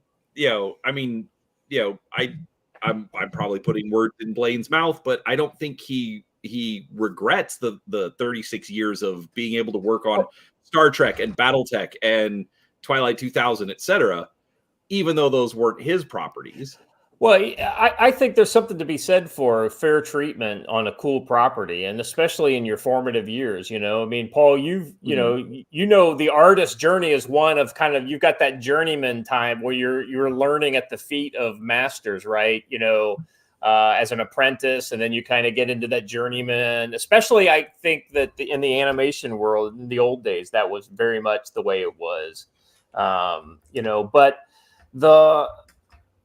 it gets to a point where you're like, okay, you know, you look back on your career and you're like, well, at this point, I would have been better off if I had maybe gone my own way, right? You know, like even my career with the military, you know, I think of times in the military, I was like, well, you know, at this point, if I'd gotten out, I probably could have done better for myself in the long run. But, you know, I would have been doing something else, right? I mean, it's a little different with the military. It's not like you can go off and I guess you can be a freelance military. Yeah. Called mercenary, right? You know, but yeah, well, you know, at every moment you're in your life, you're kind of calculating. It's like risk versus safety spectrum, you know, and then there's cost benefit. So you know, that's how these big companies, that's how these big companies get you, because they're feeding you the breadcrumbs or the, you know, right away. So if you go off and particularly before all this was developed, if you were to just go, you know, quit your regular gigs and just go off and do something on your own, it was a big risk. Like I remember reading about people like Gil Kane, who was a, you know, big DC Comics and other comics guy, right? He did some this early graphic novel called Black Mark, and I think I had a copy of that as a teen. I'm a bit foggy on it. And there's guys like Richard Corbin who are out there solo trying to. They work for the bigger companies like Heavy Metal, but they also were putting out their own stuff as far as I remember. But the whole thing is that it depends on where you're at and how much the risk you can absorb in your own life. So that's where I introduced, like for me, back when I was working for DC, I had a young family. There was no way I could just say, oh, I'm going to just self-publish my own things. And all of this, like people who are coming along now who are 20, 30 years younger wouldn't understand that it wasn't all developed back in the 90s or pre-internet. There was barely even any idea of graphic novels being commonly accepted, let alone being in bookstores. So it's all been an unfolding series of progressions that have led us to where we are now. And yeah, so it's really about how much risk you can absorb. And a lot of people just weren't in the position to absorb that kind of risk. I mean, I wasn't until now. And like I said earlier in the stream, I feel very fortunate to have kind of intersected with all of you guys in Comicsgate and EVS. And there's a friendly community of people who are, in one sense, competitors, but they're also supporting each other in this. Like I said, we're all, you know, it's a bit dramatic, but we're all clinging to this life raft and paddling towards this destination of, you know, quality material that's self-published, will own the IP, and hopefully be accepted, you know, and with increasing success. So that's really cut out all these gatekeepers and people that were, like I said, I grew up in the time of where you had to, you know, go and kowtow to the gatekeepers and hope that they would give you the stamp of approval and publish. And that was the narrow bottleneck you had to get through. Well, you know, but what's really, to your point, Paul, like I had interviewed Mike Barron on the show, and Mike, you know, is an icon in the comics industry. Sure, yeah. And he's a novelist as well. And when we ended our interview, I you know, when we stopped being live on the air, I was like, hey, Mike, I'd really love an opportunity to collaborate with you at some point. And he goes, okay, let's do it. And literally within 3 or 4 days, we were working on a book together. Cool. Good. So it's like, you know, I know there's all this weird rivalry between various sub-factions of those of us who are trying to build this lifeboat that you talked about. But in the end, it's also freaking magic when you get to go, hey, I got an idea and I think it'll fit with what you're doing. Can we do something together? I absolutely agree with that. I mean, the spontaneity that you're able to do when you're having personal interactions. I mean, you know, it's that one thing that, you know, we all hated the Zoom meetings that became a thing during COVID, right? But at the same time, I mean, we're essentially kind of doing a Zoom meeting right now, right? And, you know, so when the tool is presented and used in the right way with the right people for the right reasons, then all of a sudden it's magic, right? But if it's something that you're just kind of shoehorning into because, hey, we can't do what we normally would do, but so we're going to do this other thing and assume that it's just going to work just as well, right? You know, but, you know, like just being able to interact with people, I mean, like I'm in South Korea. In the 80s, how would you have interacted with somebody in South Korea? Long letters. That's about it. and even long letters are going to take 2 weeks to get back and forth, right? So this is this is great because it puts creative people who are they're outside of any kind of gatekeeper's grasp, right? You don't have like maybe an agent or a manager or like an executive at a company that, okay, you guys both write for the same company, but they don't want you really interacting because they've got a plan for each of you, right? And so if you do something different, then that takes your ability away from your to do pages, right, or whatever, or and so I think the collaboration that comes from these interactions, whether it's on a live stream like this or just the back channels, where like we've talked for about 30 minutes prior to going live, and I think that was great because it gave you an opportunity to see who I was and same see who you are, and we even talked about some maybe some stuff down the line. So I mean that's those kind of magic kind of moments, and I think you hit the nail right on the head, Blaine. When you put a guy like you and Mike Barron together, I'm sure you can make something happen. And now you got a novel coming out, so I think that's awesome. You want to talk a little bit about that at all? I haven't heard you kind of talk much about. The pitch for it was so much fun because he goes, I got some ideas. Why don't you throw me some ideas? And we went back and forth. The pitch that I made was, Mike, you defined the Punisher in the 90s. Okay. That was the Punisher I read. Mm-hmm. And I said, what if we just had the Punisher, but, a vigilante who kills the woke? the people, what if the cancel culture crowd actually had to deal with somebody who in the real world was willing to kill them? Was not going to take their crap anymore. Yeah, not going to put up with their bullshit, not going to deal with, there's not going to be anything other than pure vigilante justice. And there's a reason for all this that's kind of tied into it. And Mike was like, I love this because Mike's dealt with cancellation just like Paul has, just like I have. And in the back of your mind, there's always the darkest side of you that goes, be really nice if I knew some guys who could just go and kill these people. Well, the irony, and I've had this conversation before, and I don't want to speak too much about it, but is that, in my career, I actually do know those people. And, and a lot of, and, I've talked to some of the council members offline, and it's like, there is a temptation to be like, why do we let these people do this? Yes. Why don't we do something? Because we actually have the skills, the tools, and the potential motivation to do this, but we don't because we live in a civilized world and we don't want to break the law, right? I mean, that's what it comes down to it. But ultimately, it sounds like what you've defined a character who's not going to take it anymore. I'm mad as hell, and I'm not going to take it anymore. Well, he's got good motivation for doing that. There's a lot of character building there that does that, and it harkens back to movies like Death Wish. It harkens back to movies like Falling Down. It's that talk about a movie that's changed over the years just by perspective. Falling Down, man. Falling Down was a huge influence for where I went with this character, because it's like when you watched it 10 years ago or whatever, when it came out, you looked at it very differently. Now you look at it and you go, oh my God, I totally know why this guy felt the way he did. And you realize he's not necessarily the villain of this story, in many respects. He is a victim in this story. And I rewatched Death Wish a few weeks ago, and I was like, man, that was a great Bronson movie, I mean, just somebody who goes, and it's very much one of the themes we have in here is this guy loses his wife and daughter, and he goes and deals with that, and you just sit there and kind of go, yeah, but you couldn't do that in this day and age, so we had to come up with ways that could be done, and very creative, very fun. And I mean, Mike and I think it only took us like 2 months to write this book, going back and forth. And it's just a neat book.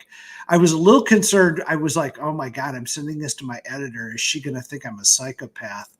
But she loved it. she was like, this character, I'm rooting for him the whole way. And, you know, that's what you want. You want people to go, you know, I get why somebody would reach this point. And it's the first book of a series. We're going to do a bunch of stuff with this, and it's going to be fun. It's a fun romp into the dark side of my persona. And, you know, it's more of that modern pulp, you know. It's like, and we, you know, I hate to say it, but we need more of that. We need more of this kind of fiction that's fun, that, you know, it doesn't take itself too seriously, but at the same time, it addresses things that we're all kind of thinking about, right? You know, fiction is a great place to exercise your demons. Oh yeah, well, yeah, and I think we've watched enough stuff. You know, I love the movie Nobody. You know, it's a great movie, and it's along those same lines of what would somebody do to protect their family, you know, and protect themselves. And it's just been fun to play in that space. And we did away with a whole genre of books that used to be out there called men's adventure. Right. We had the Mac Bolan series, which was a huge influence for tenure. You know, that we had these genres that now are labeled toxic, you know, masculinity. And it's like, no, sometimes it was good to have guys go out and blow up the bad guys. And I've gone back now, I've been rereading the Mac Bolan series, you know, The Executioner. It's great. It holds up good, huh? Yeah. And I'm like, you know what? That's the niche we're in. So in many respects, Mike and I are trying to rekindle that whole men's adventure genre. And that goes with the whole kind of Iron Age idea, right? You know, bringing back this kind of, I hate to say remasculization of you know, of men's fiction, right? Yeah. Yeah, look at that. Logan's Run. That's a great, oh my God, that's you know, that's one of the few movies I feel like it actually does the original movie, not the TV show, actually does that, you know, justice. Soylent Green did too. Soylent Green was another one that was pretty good. Yeah. This book, I just love this book. It's so short and it's so tautly written. It's like, I held it up because I was going to show you this in our pre-show chat, but because you're talking about men's adventure, it's not strictly men's adventure, but it's just this linear book where it's really hard driving. And similarly, we have Alfred Bester, right? People out there must know this. Oh, The Star's My Destination, just fantastic. Like, and what I always as a creator twigged on these books is they both have this element of constant invention. Like Logan's Run is a lot shorter, but there's constant new scenes of new settings because you have a character that's going through on this quest. And so the invention, like Alfred Bester, who was apparently a comic book writer before he was a science fiction writer, and he also worked for magazines. He was the editor of something called Holiday Magazine, which I guess went defunct a long time ago. But he had an incredible imagination for conjuring up these visual, interesting characters and settings, very rich. And then he would invent something fantastic and then just move on. And it gives you this incredible thrill when you read it. Like I still remember reading these books as a teenager. Particularly, I think I read Logan's Run first. And frankly, Scott, for me, I was a little disappointed when I saw the movie. As much as I am a big fan of Michael York and the woman Jenny Agutter, but it was just kind of cheesy. They had removed because when you read the book, it's almost brutal. He's like a Sandman. That's a great example of something. I came to it first from the movie as a kid, right? I saw the movie, and then it wasn't until I think the 90s that I read the book. So yeah, and you're right. There is definitely a more brutal edge to the Sandman in the book. Yeah.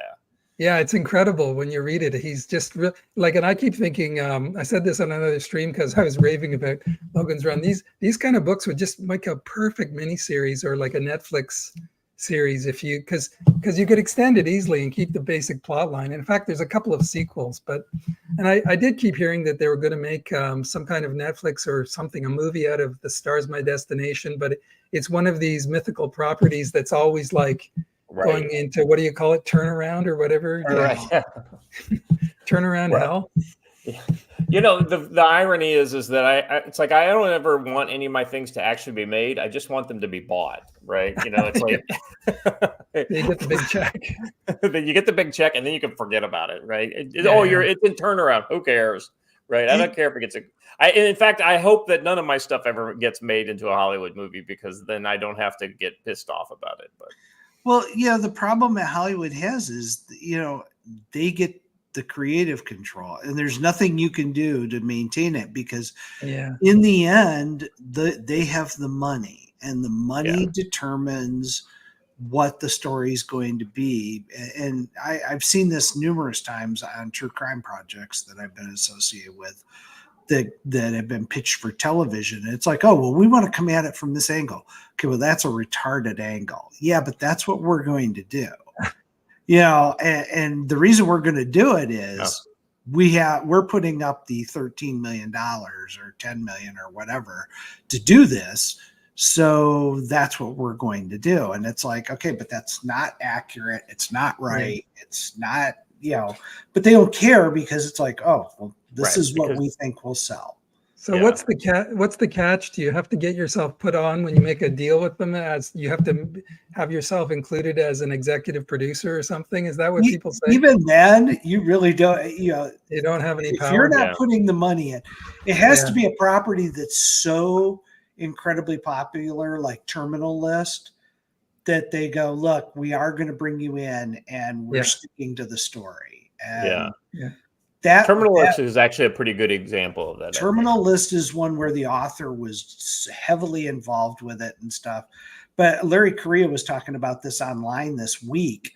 They were like, oh, we want a Monster Hunters International. And he goes, okay, but if Hollywood does it, it's going to be the lesbian, trans, blah, blah, blah, blah, blah. And they're like, well, you can tell them that you've got creative control over it. And he goes, look, I just want the check.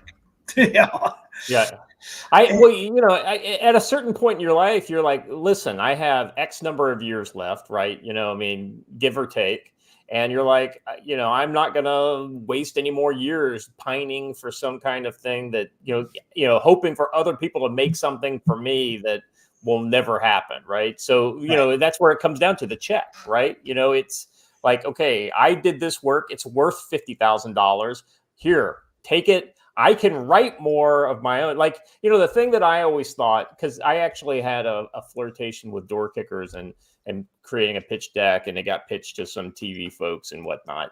And I said to my friend who was helping me with that, I told her, I was like, listen, I don't care about anything outside of the fact that I still own the comic, and I still own the IP in the comic realm, and I can continue to make comics based on this, right? And if they need an adaptation, they have to let me make the adaptation of whatever they end up making, because, then I still own my piece of it, right? It's like they do whatever the hell they want with it. They can create a trans clown character kicking in doors. I don't care, because ultimately, as long as I got my piece of whatever they were doing, I was able to keep the purity, right? And, but of course that never happened. So, but that was a kind of an interesting kind of mental process to go through, Blaine, to kind of figure out, well, what's really important. So, hey, real quick, we got about 15 minutes left. I want to kind of take Land&SEA and talk about Land&SEA. And, I want to bring Brian back in. So we've got the books, we've creating the comic, right? I mean, you can see the art. Doug, the artist, is amazing. We got some great pages. We got more penciled pages done. He's working color right now.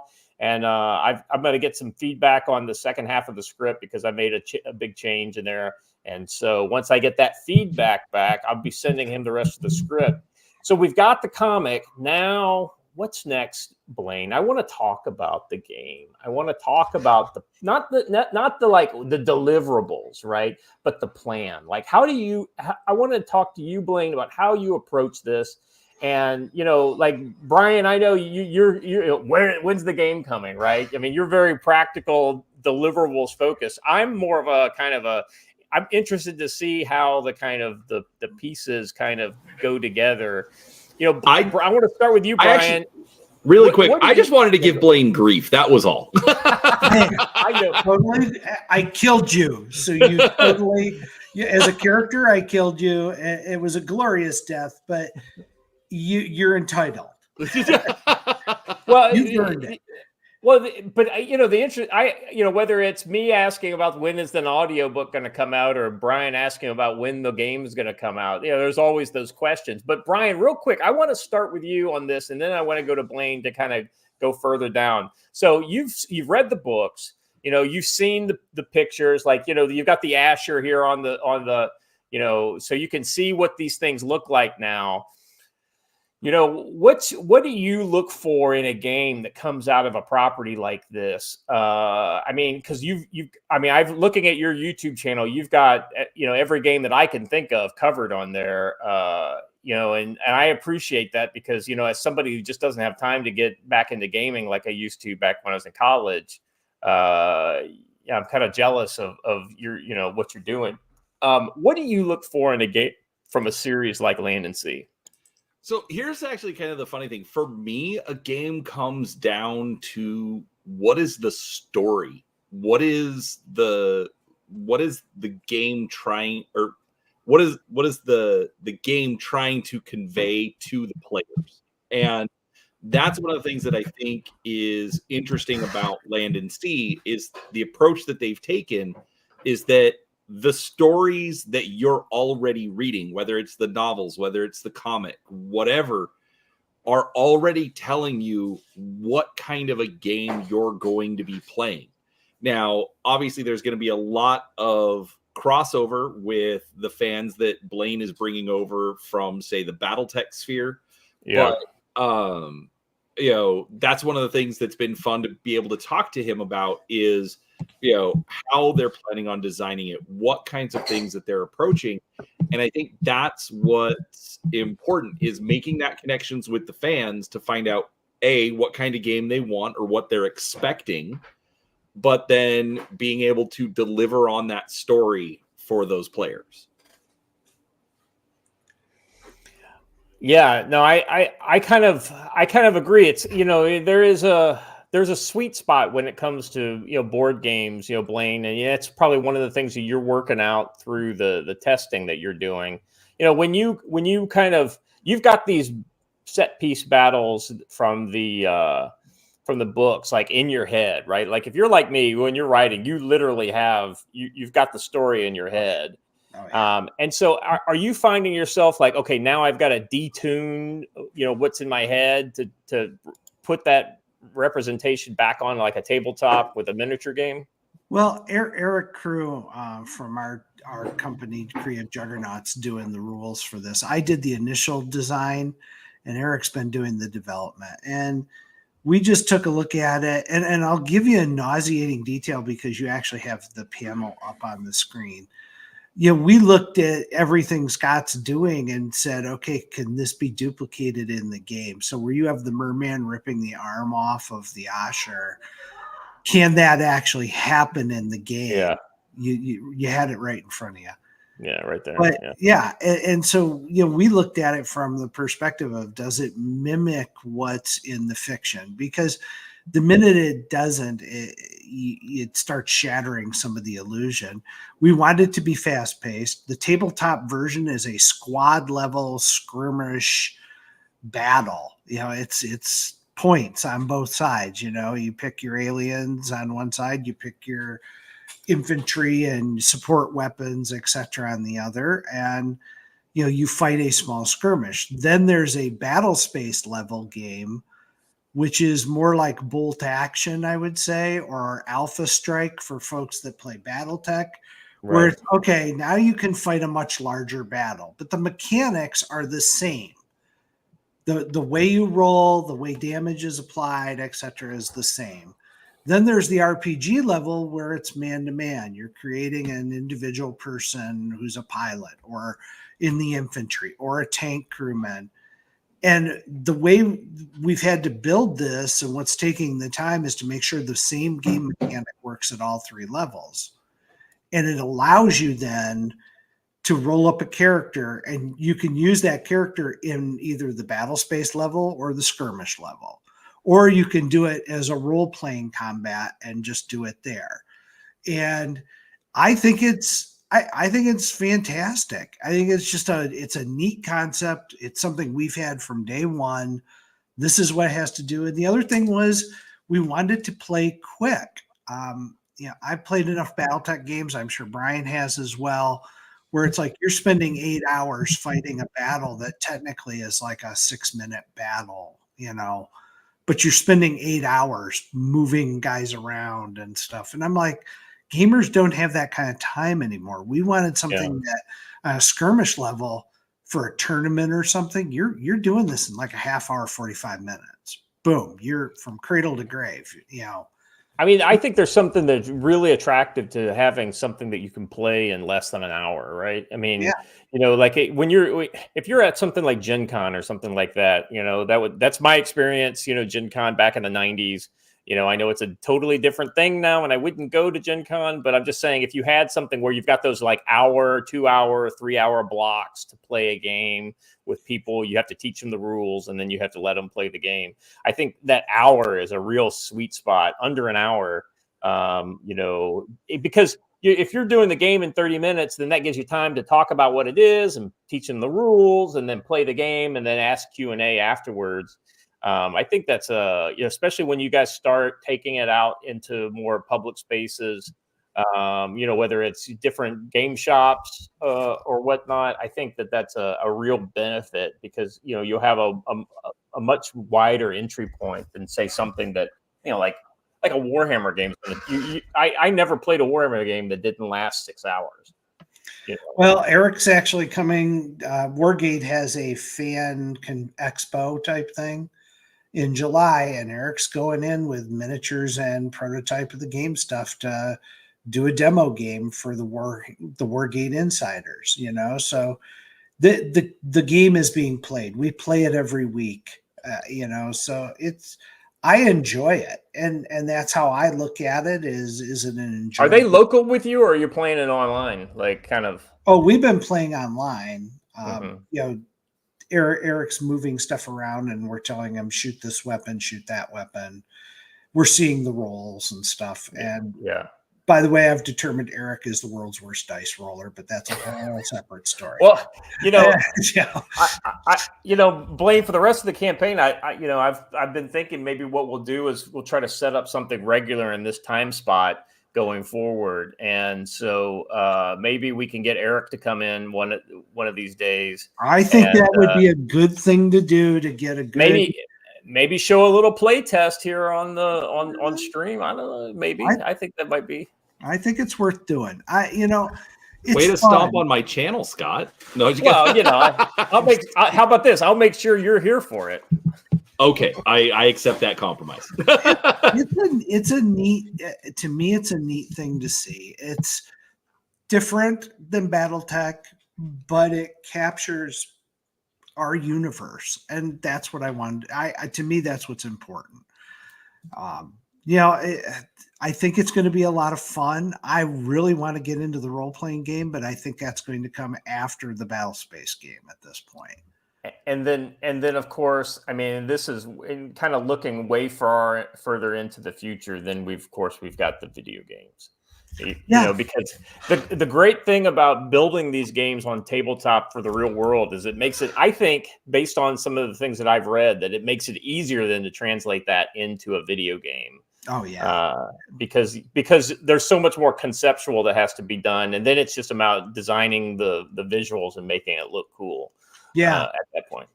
Well, and you asked what was next too, because and I do have, and I probably shouldn't show this, but Brent's not here, so he can't stop me. There we go. I'm going to go ahead and present. I approve spoilers. I know. Yes, me too. Brent does not give enough of them when he's been on my channel. Hey, a real quick, Shifty, if you just send me a DM on Twitter, my DMs are open. I'll send you that link. I assume you're talking about the clean sweep link. Now this is what's the early concept art. Okay, so this is nowhere near them. These are Gen 1 rigs. At the end of Tides of Redemption, you hear about the Fox Hunters. Yeah. This is Natalia Falto and Adam Kane. Oh, in the very Fox cool. Hunters unit in Gen 1 rigs, which are more like armored suits. And didn't you say that the whole idea is to kind of fence off Seattle for that? Yep. Yep. Yeah, There's that the whole Space thing. Needle. Yeah, that's So very So cool. is this the next trilogy, or is this? this is the next book, the first book of the new trilogy. This is the Oh, cover art. Brent fantastic! shot it to me this week. We've already done a separate pass with Tam on it. It's just fun. It's just fun. I am literally getting to live the life of an 8-year-old kid again. I'm involved in a comic book, which is something I dreamed about my entire life.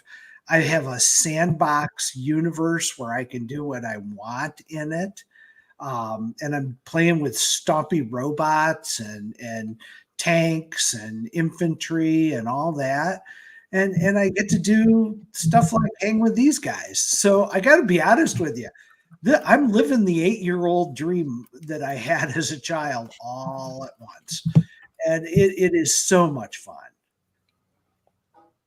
Yeah, I'm just, Brent was very supportive of what we're doing with the graphic novel, and the fact that we've just been able to kind of get in early on in Land&SEA, and he's told me, hey, listen, as long as you keep enjoying doing what we're doing together, there's a place for you. I love the team that you guys have put together. I love, Brent's great. The thing I love about Brent and Brian, I think you kind of expressed this. He's a fan. He's like a fan of all this stuff first and foremost, and it's like I send him stuff. And he's like, "Oh, this is great." I was like, "No, be a little harder on it." Oh, remember the story that I was telling about like a rough story idea I had about Brazil? Well, after the last interview I did with Blaine and Brent, I threw a couple of things out, and oh my gosh, just the for lack of a better way to put it, the books that Brent sent me of information, and you could just hear the giddiness, Oh, in the absolutely. background from him about everything going on. So much fun. It is, I wish I'd done this 10 years ago. Just wish I'd done it 10 years ago. It would have been even more fun. Yeah. I don't think these guys that run game companies, they're sitting here spending so much time trying to figure out who they're going to pander to at this point. They're not really having fun anymore. They're not enjoying it. It's a burden to them. And I think it's true in the comics world. What I have seen, I stopped spending money on DC and Marvel completely, canceled all my subscriptions. I'm buying all my stuff right now from indie guys. And I'm loving it. The stuff is good. There's no advertisements in it. That's why I used to hate about buying a Marvel or DC comic was half of the comic was advertisements for other comics. You buy the indie stuff, you're actually getting 20, 30, 50 pages of actual material. Well, And I won't lie. There's a piece of me who loves the old ads back in the day, from the old comics that I read as a kid. But yeah, sometimes before the internet, that was the only way we even knew new stuff was coming. True. All right. Now it's not. And I got one the other day, and it's a series that it's a veteran here in Virginia is doing called The Mythicals, and it's a great. It's almost like the X-Files type thing. Yeah. The guy's done this wonderful comic, and he's on issue 2. And I'm like, this stuff is really good stuff. And, what we indie people have to do is support other indie people. And Scott, you were talking about that earlier. Yeah. So one of the things I saw with Paul is he does artwork for Batman Beyond. Believe me, I'm reaching out to him because Christmas is coming. And my grandson and I love Batman Beyond.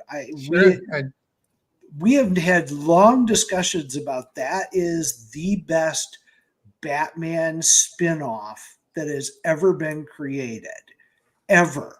It was well thought out. It was fantastic. My grandson and I watch it on DVD. It is that good. And to know somebody who had a connection to it, crap, I am so pumped, you know, and it's just going to be, there's so much fun we all have doing this stuff. And as long as we support each other, you know, guys like Brian are going to get product that he gets to rant and rave about.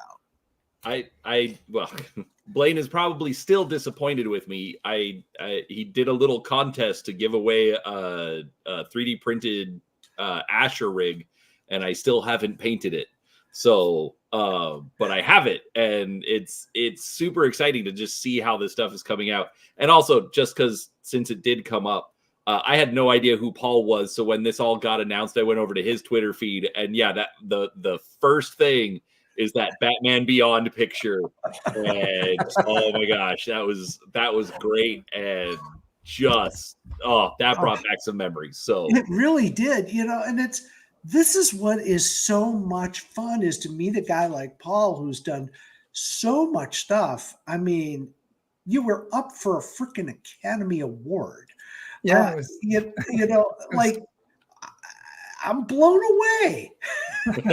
Well, it was kind of surprising because, you know, in fact, you know, it's germane to the indie conversation that film Robot Dreams was kind of made in an indie way, because Pablo Berger, the director in Spain, he was going to make this film, and then the lockdowns came. He was going to, I read up on it, and he was going to have a contract with an Irish studio. They were about to do it, but then suddenly the lockdowns came. So they had to do it in Madrid, and they created a little independent. They basically created their own animation studio.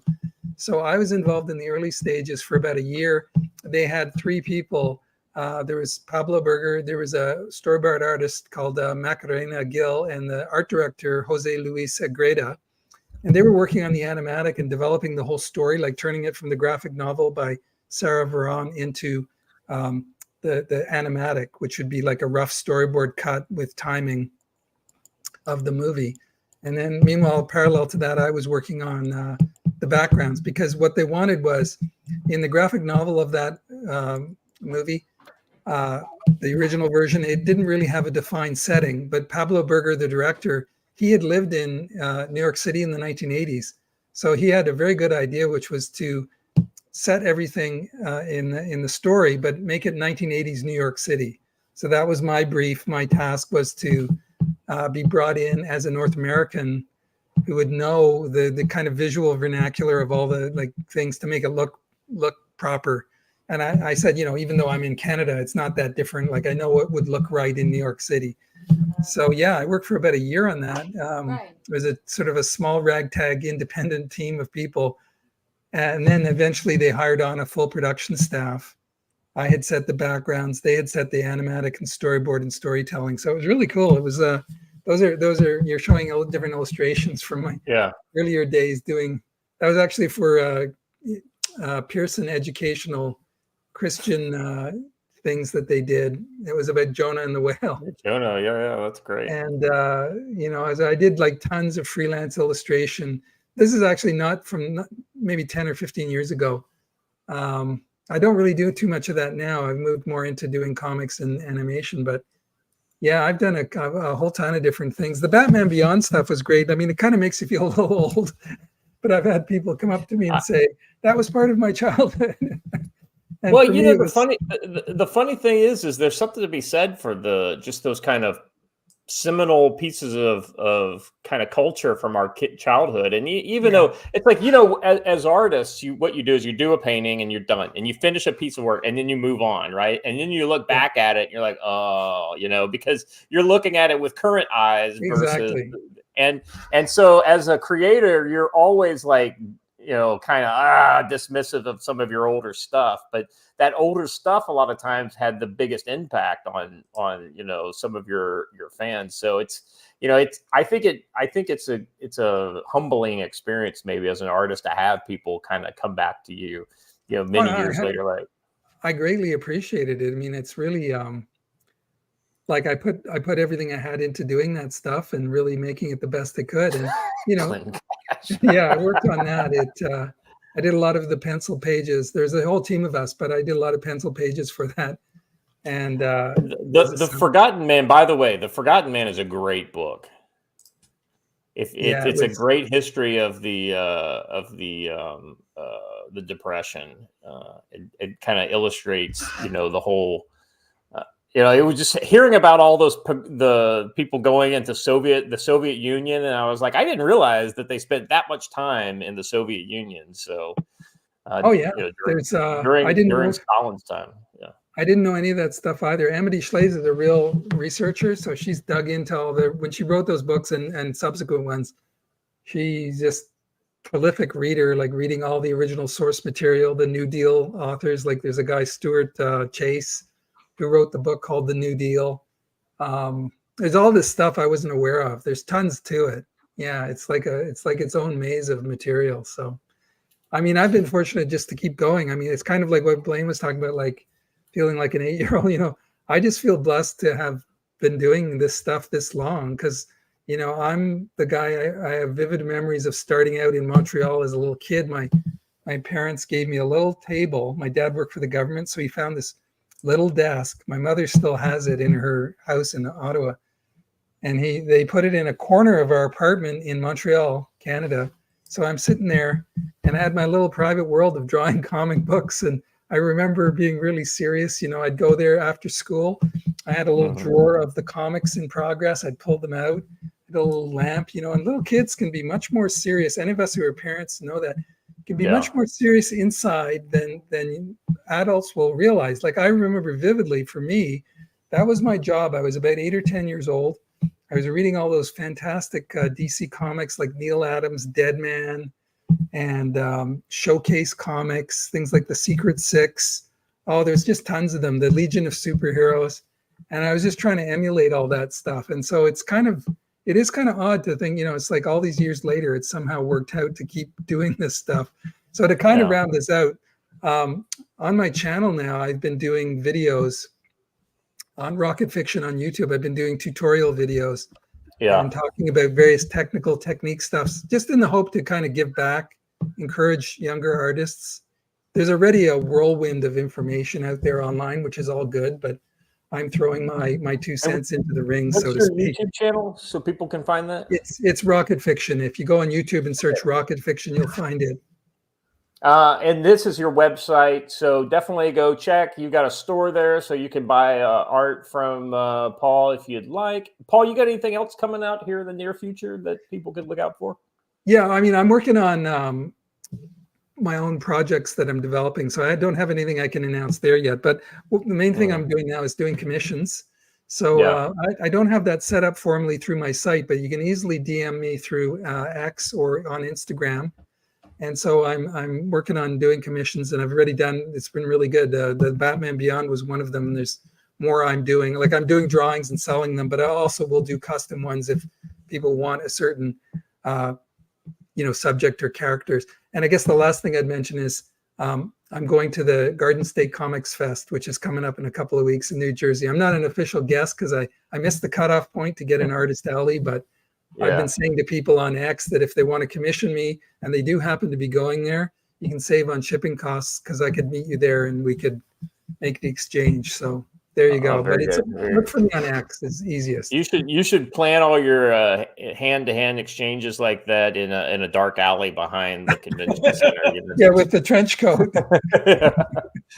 I mean, this is illegal Comicsgate art you're getting here.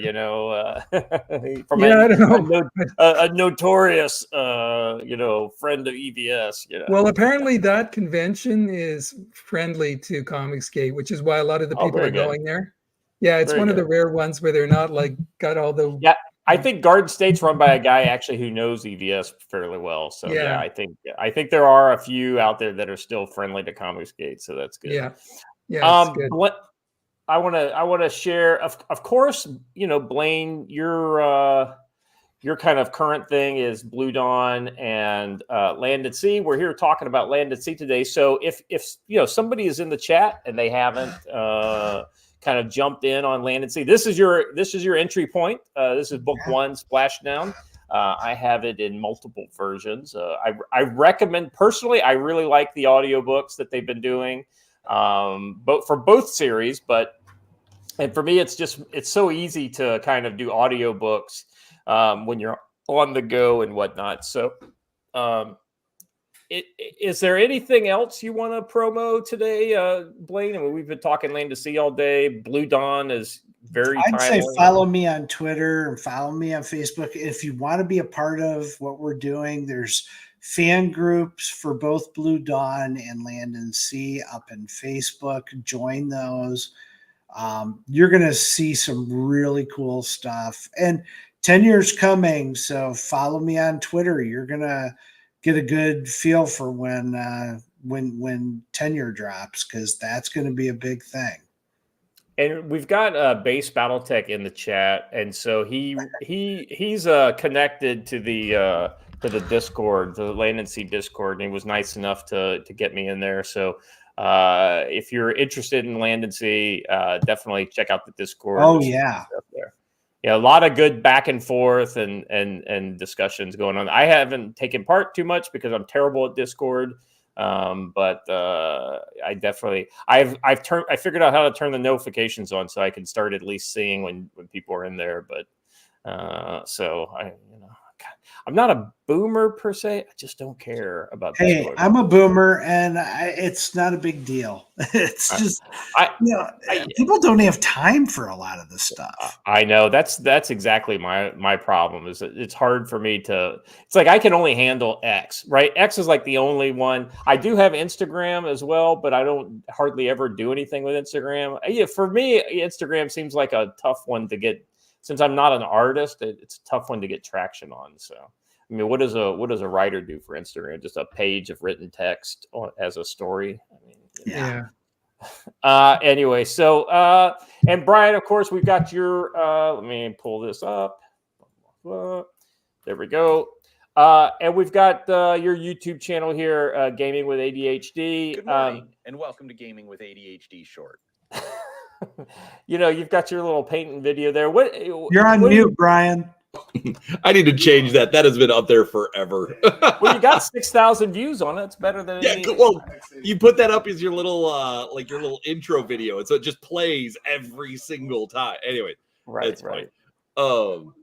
Yeah. Anyways, that's me. It's weird. Whatever is my interest at the moment. Well, the thing I like is that you do games from kind of all over. You seem to have a good focus on miniature stuff, but like you've got some other classic stuff in there. Talking a little bit about Necromunda. I remember playing that back in the day. How is Necromunda now compared to the old version? I don't know. I haven't played it yet. I've just been working on miniatures and reading rules. So I'm all over the place. It's whatever's catching my interest. Yeah, I gotta say though, I do tune in sometimes when you're live painting, and it's actually very calming. I've heard several people say that. Watcher has done some of those painting streams on his channel as well. So. Well, for me, the interesting thing is, like, if I'm doing a stream painting, it just helps me focus and gives, it's like, bam, I get 2 hours of painting done and don't have to worry about it. So it's a really, really interesting, really different dynamic. But yeah, I appreciate anyone who likes to come and hang out, but yeah, it's going to be all over the place. Don't expect anything consistent. So as far as what I'm going to cover. Well, I just appreciate that, like when you had Blaine and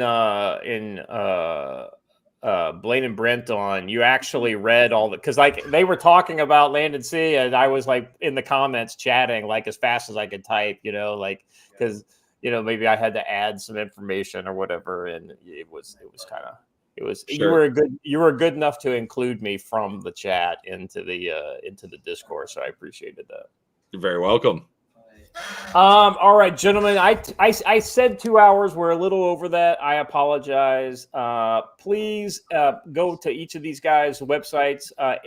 Clearly X is the platform where most people do a lot of their interaction. So you've got Paul's handle there, Rocket Fiction, Gaming with ADHD down there. Brian Blaine's is BP Pardo, right? B Pardo is your 870. That's right. I always forget the 870 part. And that is him at X. So that's the best way to find these guys. appreciate everybody for supporting. I got a lot of people in the chat here that have probably already bought the book. So, I didn't get any new buyers, but I think it's actually I did. I think we got a couple. Spread the word, folks. Yeah. The biggest thing is I'm here to tell you guys, the people who are actually the fans of the book, about this. We got some new backers. Let me just share the screen here.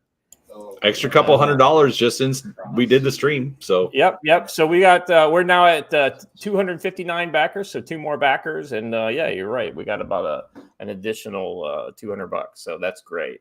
I appreciate you guys for coming on. Appreciate you guys in the chat. Zinz, you put a lot of energy into that chat. So, I may not have agreed with everything you said, but I appreciate you keeping it lively. All right, guys, that's all I've got. As always, we end the channel here on Future Conflict by saying, stay safe.